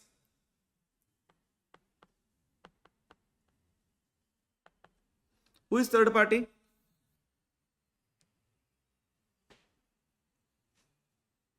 Very good. Super Industries. Super Industries is a third party. Okay. However, the premise of Super Industries were raided by DGGI officials in connection with the busting of a fake bill scam. Okay. The proprietor of the firm was arrested in November 2022 and came out on bail in the month of March 2023. The details of the proprietor and his firm were flashed prominently in local newspapers and the city where company is located. CA Tanmaya also belongs to the same place. Discuss how we should proceed in the above matter as auditor of TS Limited. What we should do? What we should do? What should we do? Come on, tell me, what should we do?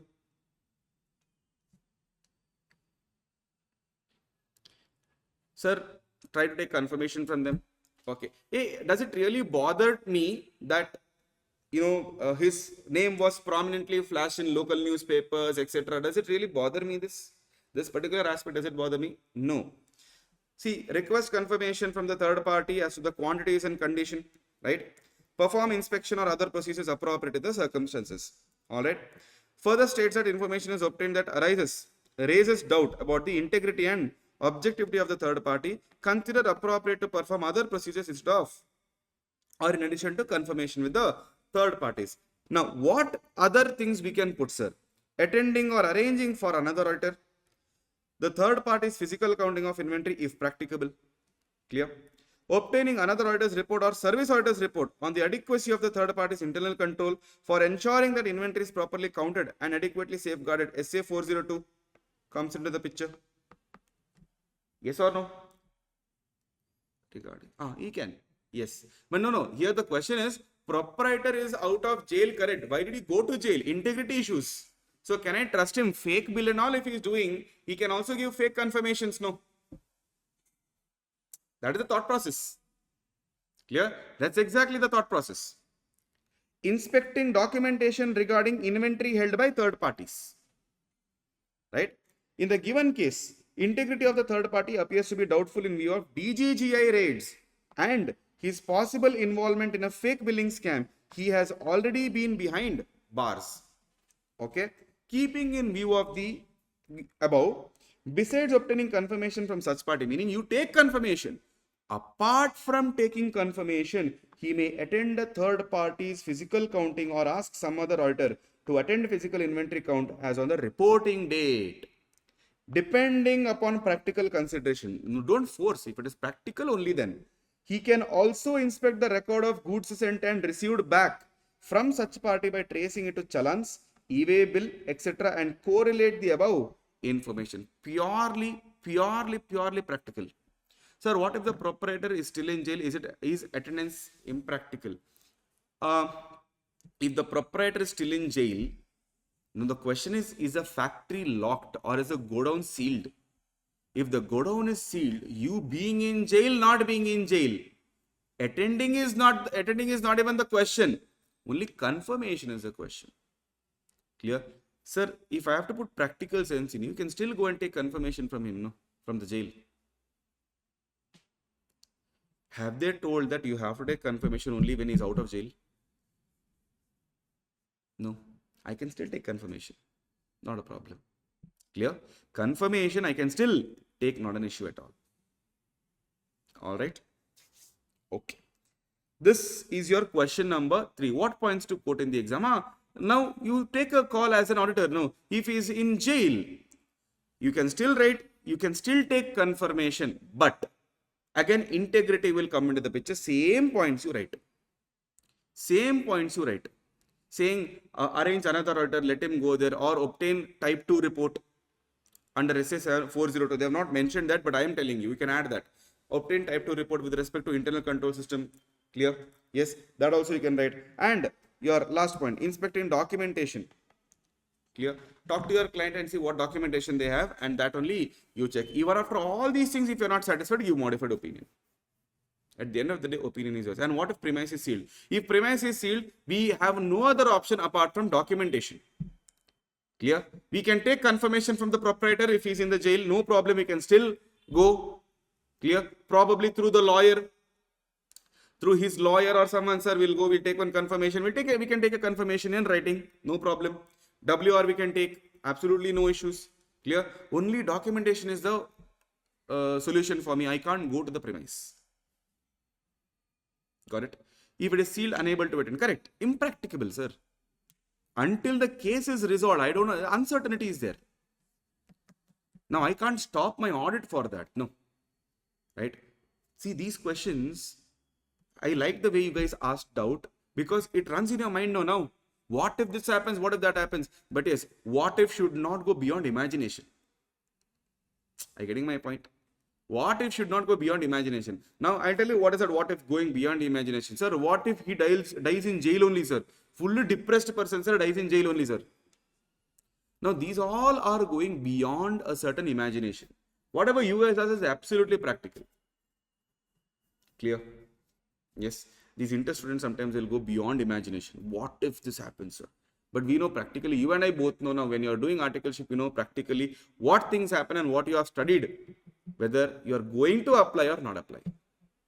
Am I right? Okay, sir.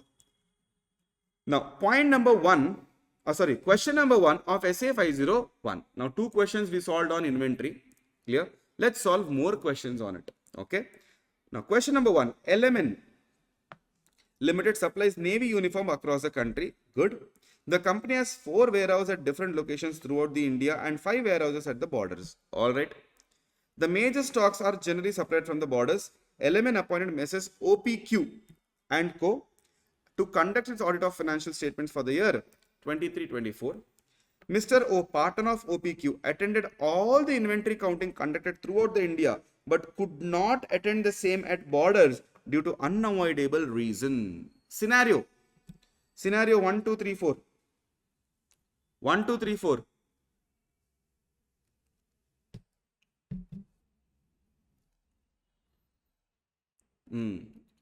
Someone is saying 2, some are saying 3.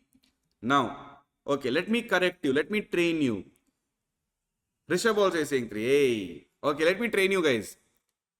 I asked here what scenario. You should also read the requirement first. Requirement will solve half the problem. What is the requirement? How sufficient appropriate audit evidence regarding existence and condition may be obtained, sir? It is unclear, sir. Read the next requirement. How an auditor is supposed to deal when attendance at physical inventory counting is impracticable. Now you tell me, answer for both is same. Is it impracticable? For both, is it impracticable? Tell me, no. Unavoidable reason, sir. So here I will be talking about unforeseen circumstances. Clear?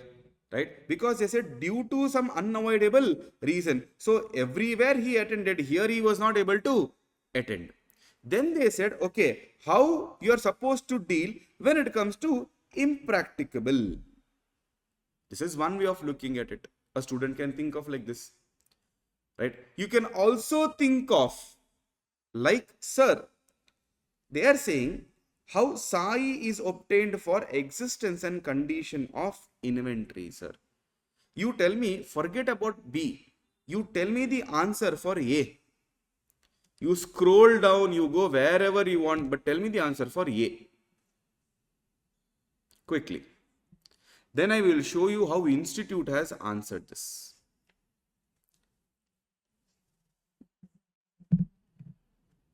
What is the answer for A? Because similar question is your next question. Okay. So similar question is there in the next question. So try to answer this. Tell me. What is the question there?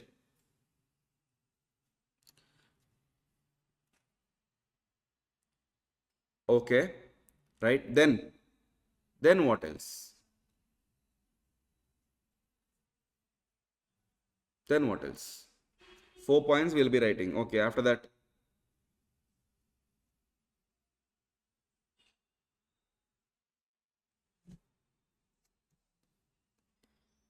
After that. Answer. WR. WR is good enough. WR is good enough. Is it? Think, Rishabh, everyone. Everyone should think.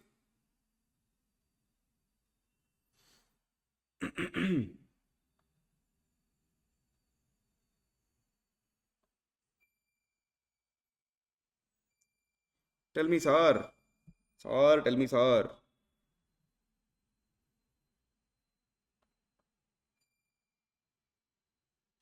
Let me just get you the document. Primary 4 points will write verify procedures and obtain WR. Okay. Physical inventory count when circumstances is clear. Okay. Yes, sir, it is uncertain. So based on the integrity of the management, we can conclude. Based on the integrity of the management, we can conclude. Okay, fine.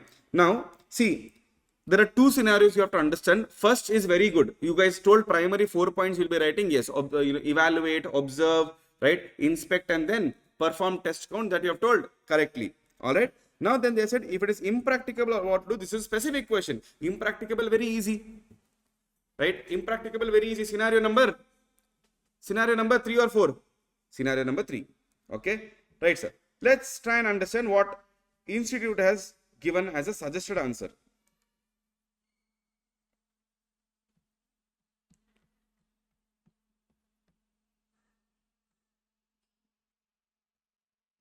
Right. Yes. Like you said, scenario number 3, but primarily for point number A, they have told 4 points. A, B also you should write, not just A. Clear? That is primary procedures. A plus B. Attendance is mandatory until and unless it is impracticable. Evaluate, observe, inspect, perform. Clear? Then perform the procedures over final inventory records. Sir, not practicable. That time, factors such as nature and location you have to take. Inventory is held at a location that may pose threats to the safety of the auditor. Right? That time what to do? Sir, matter of difficulty, time or cost involved itself is not a valid basis for you to omit a procedure for which there is no alternative or to be satisfied with the evidence that is less than persuasive.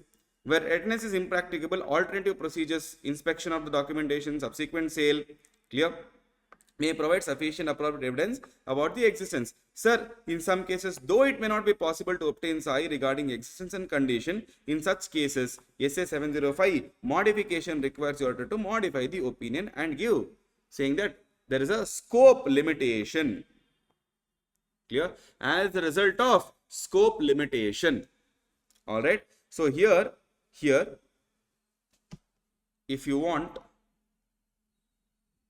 you can add one point for your better understanding. Note,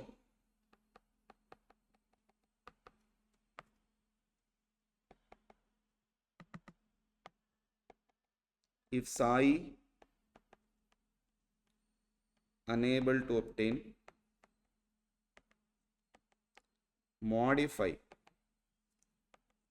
Basis for modification is what, sir? Limitation on scope. Limitation on scope. Is that clear? Yes, sir. Got it, sir. Sir, this is where I am telling you presentation should be nice. This is paragraph presentation. Don't present like this. Clear? Don't present like this. Just put it in pointers. Understood? Clear? Right, sir? Okay. So next question also is same for you. That's question number 2.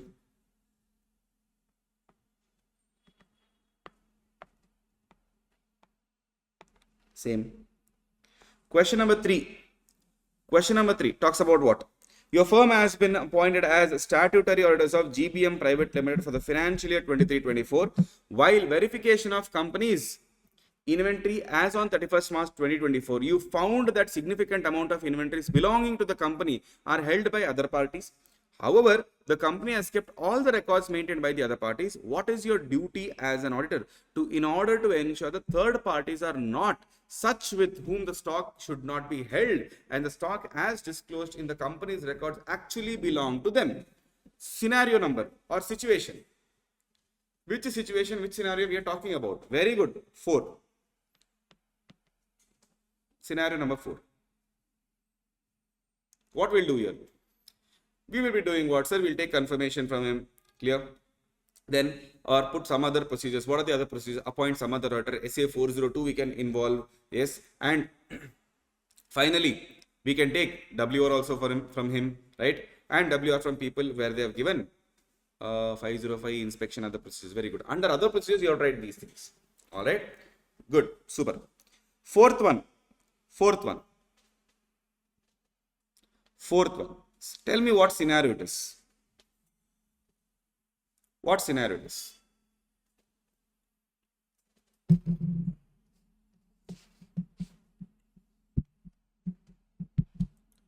What are the scenario we are talking about?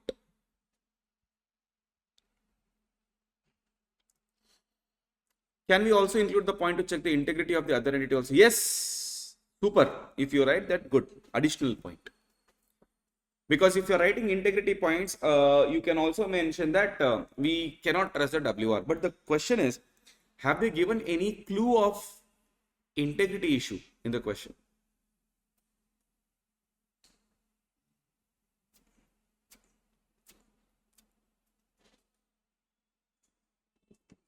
They have not.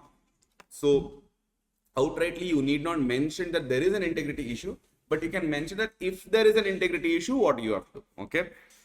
Fourth one is what? Case 2 is it? How did you get to know case 2? You are the auditor of Easy Communication Limited for the year 23-24.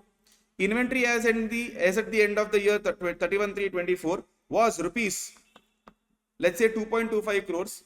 Due to unavoidable circumstances, you could not be present. Good. Good. Very good. Next.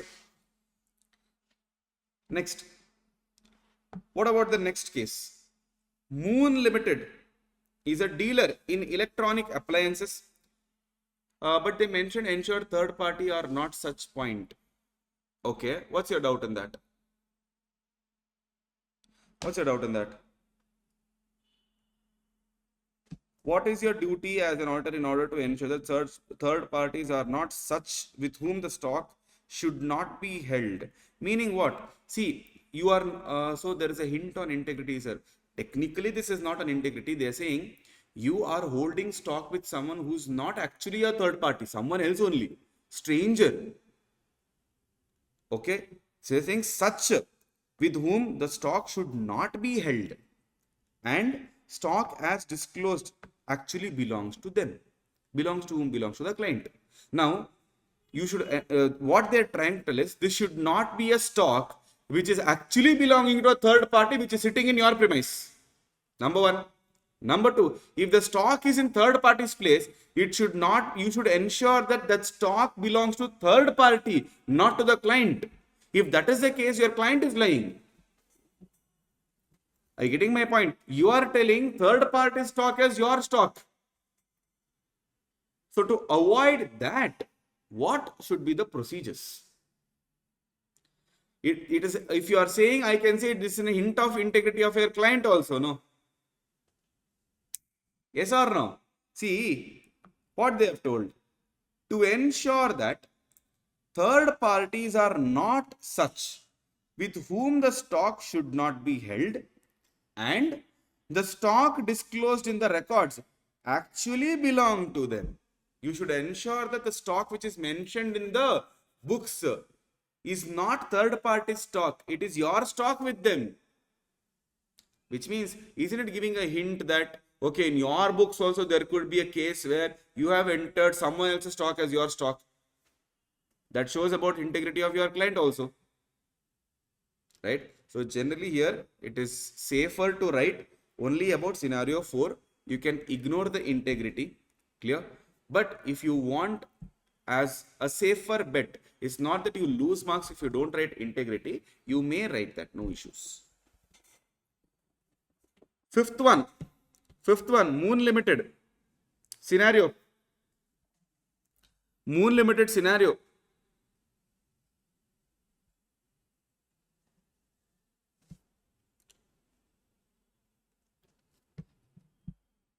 Tell me, Moon Limited scenario.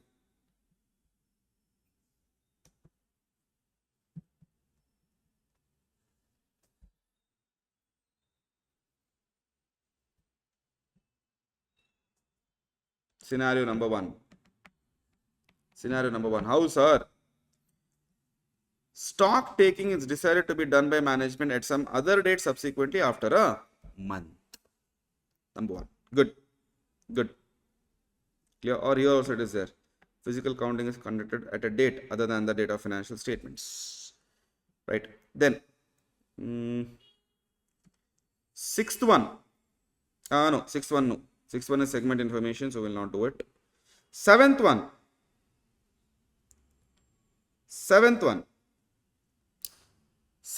is a good question. Seventh one is a good question.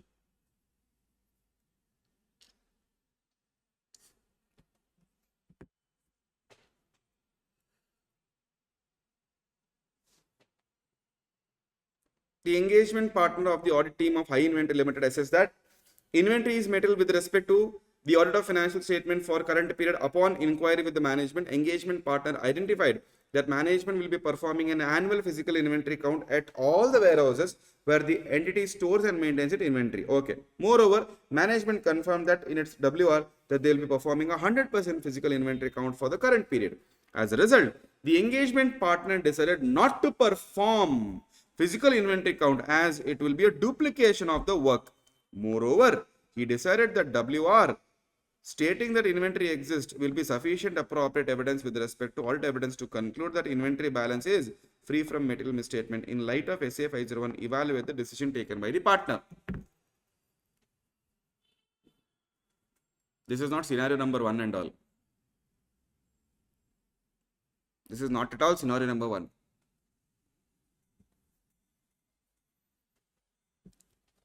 Tell me what to do.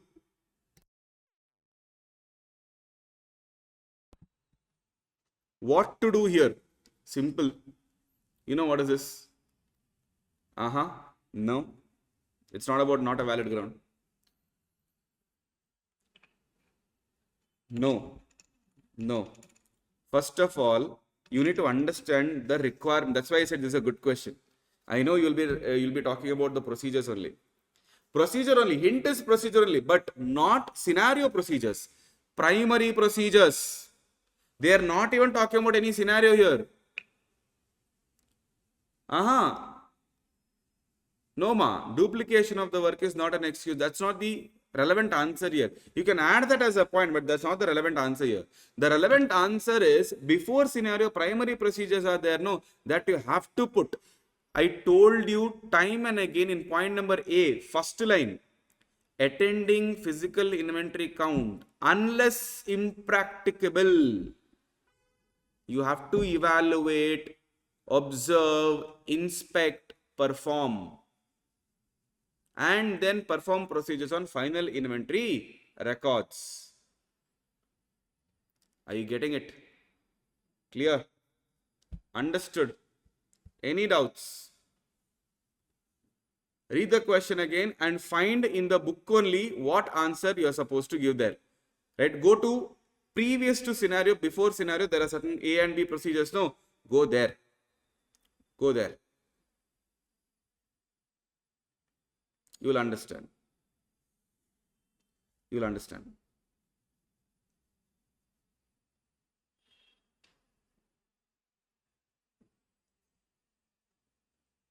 Now, there's one more thing for this particular answer. Clear? I'll tell you, but you finish off this first. I'll tell you what is that other things which student can get confused with. Easily they can get confused with. Although inventory and all they have told, but there is something else that, can irritate.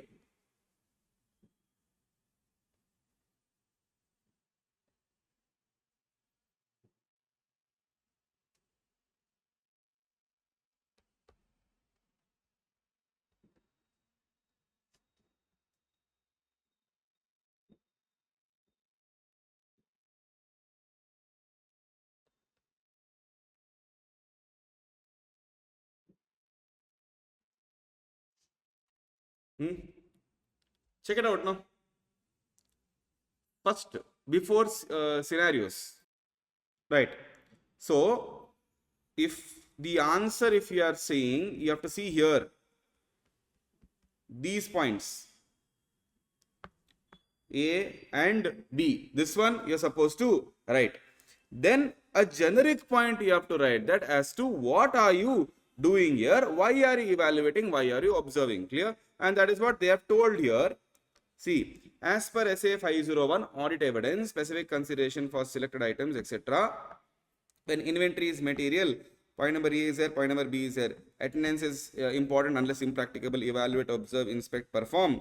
Performing procedures over entities' final inventory records. Correct? Now, attendance at physical inventory counting involves inspecting. So, point number 3 is explained here. Inspecting the inventory to ascertain existence and evaluate the condition and perform test count. So, point number 3 and 4 here explained. Observing compliance. Point number 2 with management's instructions and the performance of procedures for recording and controlling the results of the physical inventory count, which is there in the book here. For what? Recording and controlling the results, observation should be done. Obtaining evidence as to the reliability of management's count procedures, which is nothing but performing test count for what? Reliability. Right?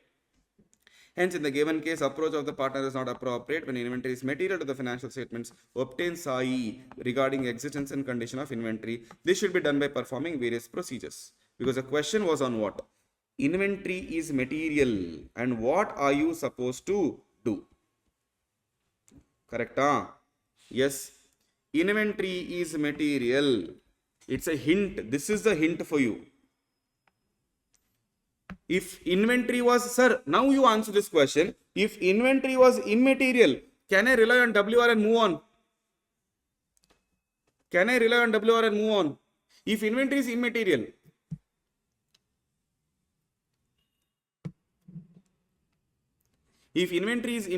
do the basic procedure and take the WR and move on, no problem. But if inventory is material, you have to put procedures. Okay? Now, Right, good question. Sir, one more question, you know what, where they can get confused. Some ultra smart students will get confused with respect to this. Imagine if this line was not there. If this line was not there, then it would be difficult for you. Reason being of this line.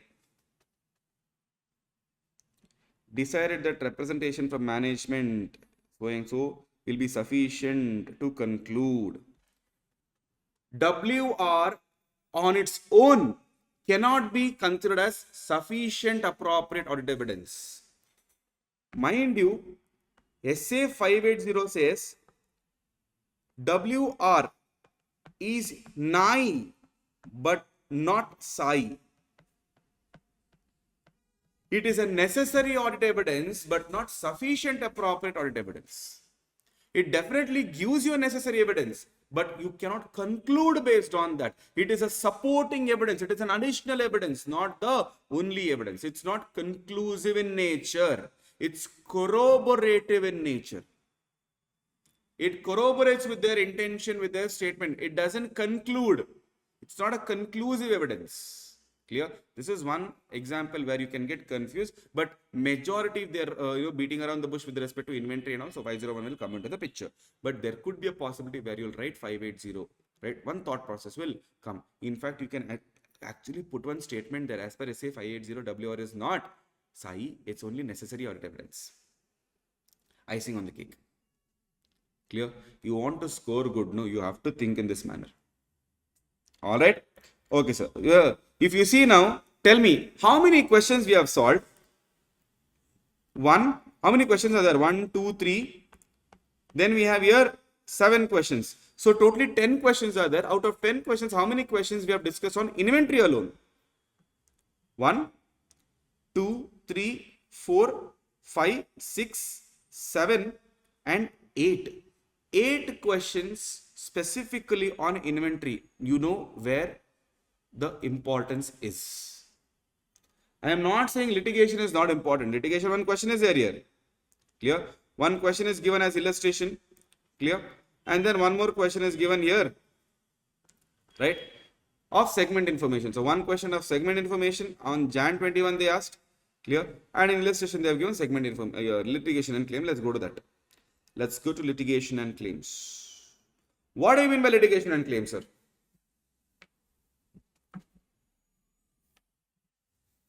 Okay, fine. Before we take litigation and claim, fine. We'll take a 5 minutes to 10 minutes breather and then we'll start.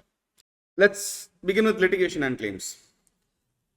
What is litigation and claim? Nothing but court cases, right?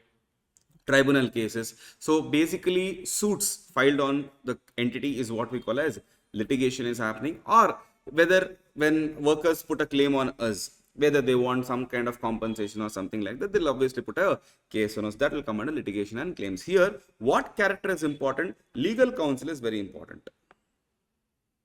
Okay? Legal counsel is very, very important. So, procedures on litigation and claim, what we have to do, sir? We have to obtain about completeness. Evidence about what? Completeness. Completeness means what? All the information has to be disclosed properly, right? So, enquiry we should do of whom? Management and in-house legal counsel. What does in-house legal counsel means? In-house legal counsel is nothing but the person who have a entity having a lawyer team for their own entity. They are not working for anyone else, only for me. Reviewing minutes of meetings with the TCWG and correspondence between entity and external legal counsel. Now, there are cases where internal legal counsel is only for my company, but there could be some exceptional case where my internal counsel is not an expert of. They are not expert in these cases. They don't hold expertise. Now, I need some external lawyer who can come and help me. Now, obviously, he is not my employee. He's a consultant. He's an expert. Clear? So, we can go and talk to him. Correspondence is nothing but communication between management and the external legal counsel. Review legal expense account. Because obviously when you are paying to lawyers, your expense will increase. So obviously when management says, I don't have any litigation going on, the expense account can give you a picture. If the expense is increasing, that means litigation is happening. Obtain direct communication with external legal counsel through letter of inquiry. So what you have to give? Letter of inquiry. Letter of inquiry, who should give to whom? Letter of inquiry, who should give to whom? Who is preparing, who is sending? Sir, letter of inquiry prepared by management. Prepared by management, sent by auditor. Prepared by management, sent by auditor. Clear? And in that letter of inquiry, what all things will be there? List of litigation, where available, management assessment of outcome. What is management thinking? Their way of thinking, sir. What are they thinking? Yesterday I told you about Red Bull. Oh my God, right? So many things. Complan, sorry, Horlicks, so many things I told. So what is their way of looking at, sir? Will we succeed in this or will we not succeed in this? What is management assessment? That assessment you take and go to external counsel and say, this is what management has told. You tell me, sir, you are an expert. Clear? You tell me, management is saying this case will not even stay in the court of law. You tell me, sir. Clear? So take that assessment of each of the identified litigation, their estimate of financial implication, including cost involved. What is their estimation? Request that entities external legal counsel confirm the reasonableness of the assessment, whether management's assessment is reasonable or not. Now, Red Bull, management said, sir, waste, sir, no one will file a case on us, sir. This is simply waste, court will throw it out. Clear? Exactly. Case lo, dam ledu. Yes. So, exactly that is what we need to understand from management. Will tell, sir, there is no substance only in the case. But when we go to lawyer will tell, no, sir, 100% court can consider this. So, their assessment is different, management's assessment is different. Clear? And provide the auditor with further information if the list is considered by entities external legal counsel to be incomplete or incorrect. What if management is not giving me all the details? External legal counsel will know. So they need to give me the details. So you give me the details, and if you feel list is incomplete, you give me the details on it. Sir, lawyers, they also have ethics, right? Their code of ethics says you are not supposed to share clients' information. We can't force them. Okay. So if law or regulation prohibits the counsel from communicating, perform alternate procedures. Possibly go and sit in the court and see what is happening. Spectator. Be a spectator in the court. Clear? So try to find out some other information through some other source, but you can't force the lawyer to give out all the information. Okay. In certain situation, you may need to discuss the likely outcome by meeting them. What are the scenarios? The situations are, the auditor determines that matter is a significant risk. If the matter is of a significant risk, you're supposed to meet them and talk. Clear? Not over email, not over a call, meet them and talk. Matter is complex, very difficult to understand, meet them. There is a disagreement between management and external legal counsel. They have some much going on between them. Clear? Right? So external legal counsel and management, some much is happening. Therefore, directly go and meet. But when you're meeting them means who here? When you're meeting external legal counsel, you can't go alone. You can't go alone. Okay? You have to have representative from management side. Clear? You need to have some person representing management with you. And now he and you both should go together to talk to external legal counsel. Is that clear? Is that clear? Any doubts? Any doubts in this case? Pakka? Sure? No doubts, no? Okay, sir. Now, in the following situation, you shall modify your opinion in accordance with SA 705. What is that? If management refuses to give the permission, management says no. No means no. You can't go and talk to them. No problem. Sir, you can't go and talk to them also. You can't meet them also. Sir, communication also they're denying. Meeting also they're denying. Okay. Or if external counsel refuses to respond. I've sent the letter but is not responding. Modify the opinion. You are unable to obtain SAI, modify from alternative procedures, then also modify. Very simple. Very simple. If management is not allowing you, modify. To allowing you to talk, modify. Not allowing you to meet, modify. They allowed you. That fellow refused to respond, modify. You are not able to get evidence, modify. There are three types of modifications: qualified, adverse, and disclaimer. I have given you the matrix, follow that matrix. If you have the evidence that there is material misstatement and it is not pervasive, qualified. Evidence is there, misstatement is material and pervasive, adverse. Evidence is not there at all, possible effect is material but not pervasive, qualified. Evidence is not there at all. Possible effect is material and pervasive disclaimer. Okay. According to the scenario, you modify the opinion. In fact, they have not even told you which opinion to give, because opinion modification depends on two factors. One is materiality factor and one is pervasiveness factor. One is materiality factor, one is pervasiveness factor. Is that understood? Yes, sir. Any doubts on this, sir? Any doubts on this? Right. Good, sir. Let's talk about segment information. Litigation and claim is easy. Okay, we'll solve one question on litigation.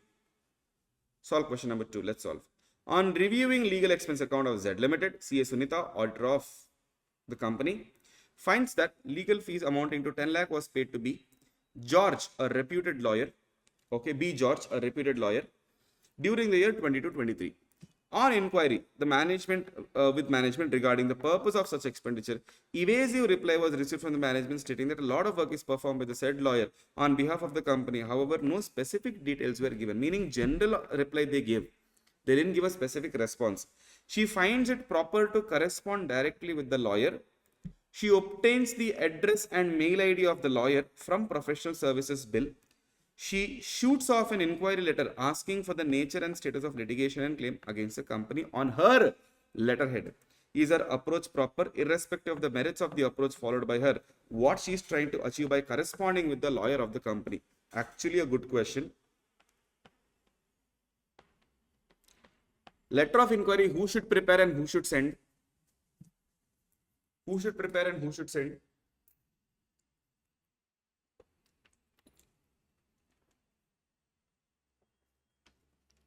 Prepared by management, sent by auditor. Okay.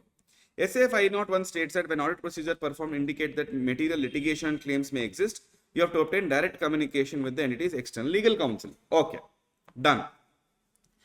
But you should do it through letter of inquiry prepared by management and sent by the auditor, requesting the entity's legal counsel to communicate directly with the auditor. Communicate directly with me. But preparation is done by management side, sir. Therefore, her approach is wrong. What she did, she only communicated, she only prepared, not right. Her approach is wrong. Make arrangements, management aware about her intention to communicate directly. Letter of inquiry should be prepared by the management and sent by her.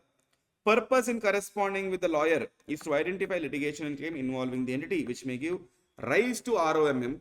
It is due to the reason that litigation involving the entity may have a material effect on the financial statements and therefore required to be disclosed or accounted for in the financial statements. I hope clarity is there.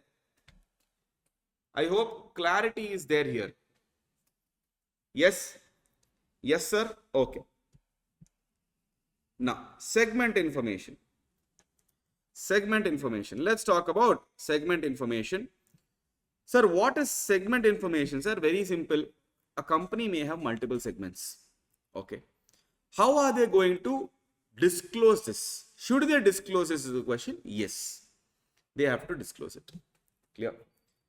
Now, under specific AS or Ind AS, as the case may be, the disclosure should be shown in the respective manner mentioned in the Ind AS. Which means your presentation and disclosure should match with applicable financial reporting framework. Ind AS will come to be, it's a part of AFRF. Is a part of financial reporting framework. In every AS or Ind AS, they'll be talking about how you have to present it or disclose it. Clear? So you shall obtain SAI regarding what presentation and disclosure of segment information first in according to AFRF. How, sir? By obtaining understanding of the methods used by management in determining segment information. What methodologies you have used? But for to say this is a segment, this is a segment, this is a segment, how did you divide that? For example, let me talk about ITC now here.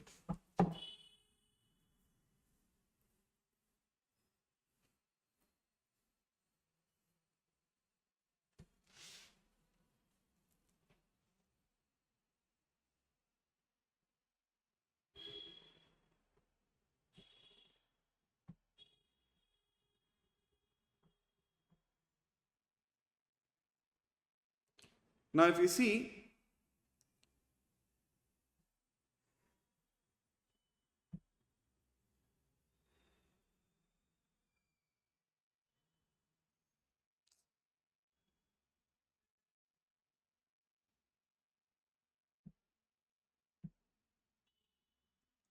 this is how segment is reported.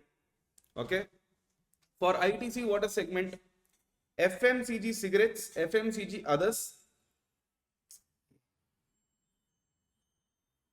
right? Then total FMCG, hotels as a different segment, agricultural business is a different segment, paper boards, paper packaging, different segment. Clear? So this is how they have drafted as their segment. So I need to understand on what basis they have divided this. Clear? So management's method you have to understand, and evaluating whether such methods are likely to result in disclosure as per AFRF. So whatever your division is, you divide, no problem, but the division should match with the segment reporting framework. Clear? As per applicable financial reporting framework, you're supposed to disclose it. Otherwise, your disclosure will be of no use. And performing analytical procedure or other procedures appropriate in the circumstances. Now here we can simply perform analytical procedure because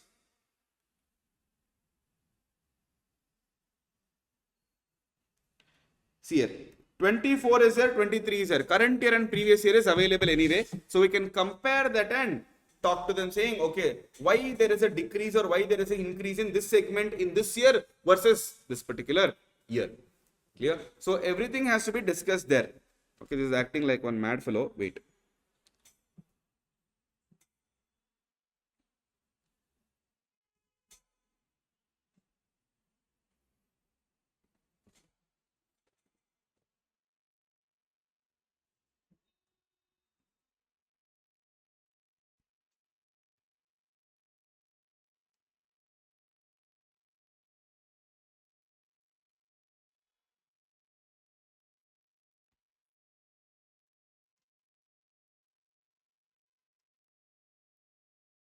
Right?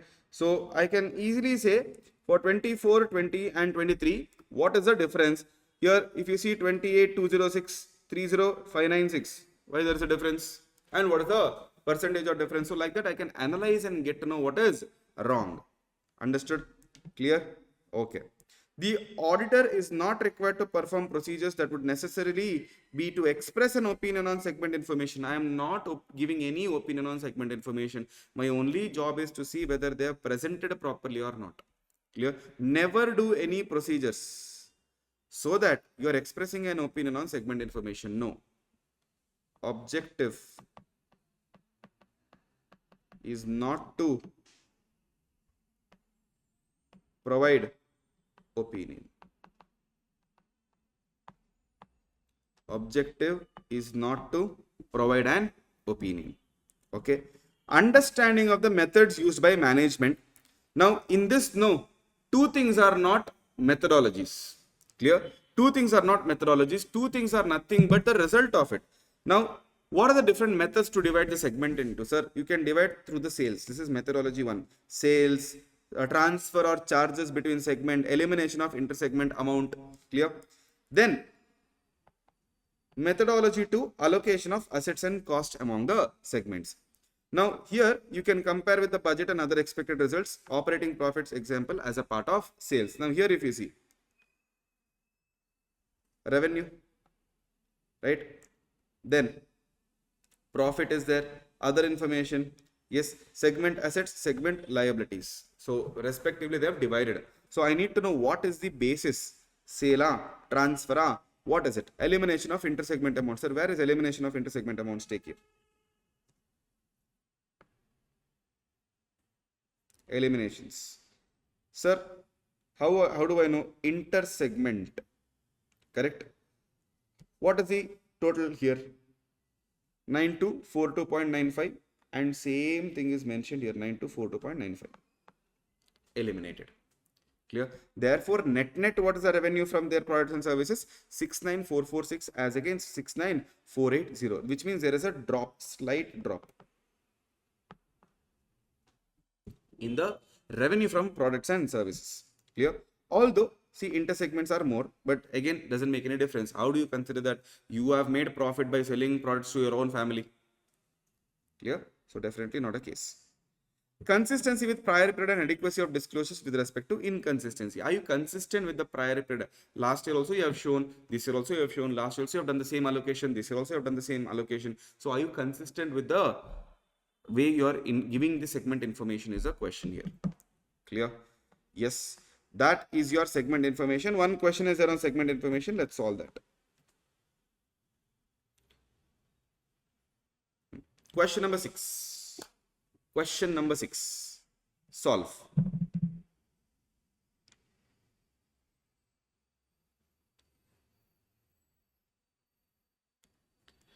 Solve question number 6 specifically on segment information.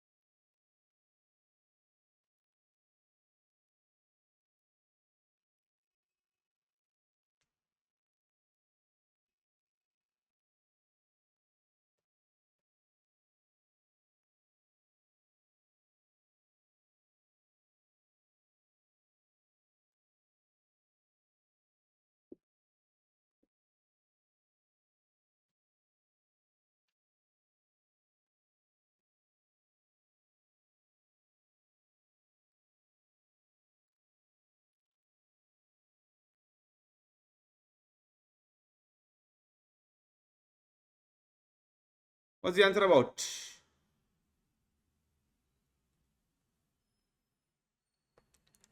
What is the answer?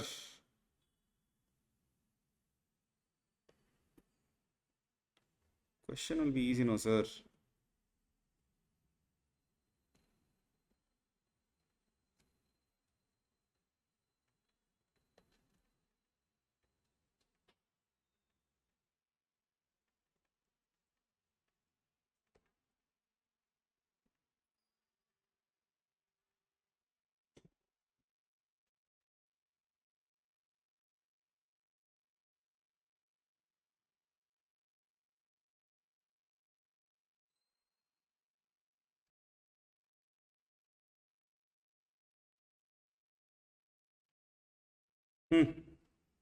Tell me. 5-mark question it is. This is actually a surprise question. No one expected this to be asked in the exam, but they asked. Very easy question. GEHK Associates conducted an audit of PBS Limited, a listed company for the year ended 31/3/2024, is concerned with the presentation and disclosure of segment information. Okay, very easy. GHK Associate want to ensure that methods adopted by the management have resulted in disclosure as per AFRF or not. Guide them with examples of matters that may be relevant when obtaining understanding of the methods used. Very simple. These 4 points what we just studied.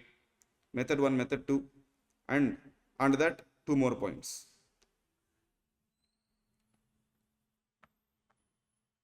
This is a point. Clear? This is the one you are supposed to write. The entire point number 3 you write. Enough. Done. 5 marks. Clear? Page number 9. Yes. Point number 3, page number 9. Hint. Point number 3, page number 9. Understood? Clear? Yes. Right. This is your essay 501, audit evidence with respect to specific consideration for special items. Any problem in any of the area of essay 501? Any problem?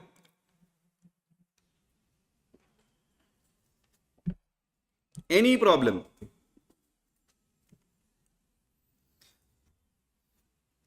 Now, sir, with respect to, sir, Jan 21, what is the attempt? See, after COVID, May 20 was cancelled, right? November 20, they did not hold November 20. I don't know if you are aware about it. That particular attempt, they had given opt-out option. Okay. There were two attempts. One was December 21, one was Jan 21. So person who want to write in December, you write in December, right? Person who want to write in Jan, you write in Jan. So there were two attempts.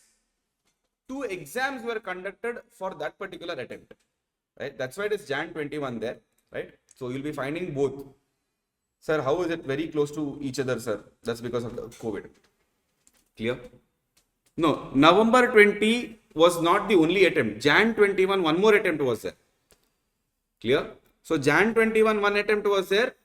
November was broken into two parts, basically. Right. So people who wanted more time to prepare because uncertainty was there. So they said one more thing was, what area that? Some high alert, something they said. Not high alert. One word starts with C. I forgot the word.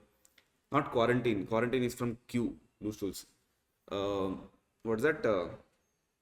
High, some contaminant, something, some word is there. I forgot. So if you are from that area, you're not supposed to move out of any area. You can't come out of the house and all. No. So those things were there. So for that, they are broken into two parts. One is Jan 21, not critical. Some other word was there. Clear? So it was divided. That's why Jan 21 was born. After that, as usual, May, November, May, November, May, November. Okay? Yes. Yes, sir. Yes, sir. Right. This is your essay 501. This is your essay 501, which talks about audit evidence specific considerations. Any doubts still here? No. Okay. No doubts also? Right. This is our essay 501. Right? Okay.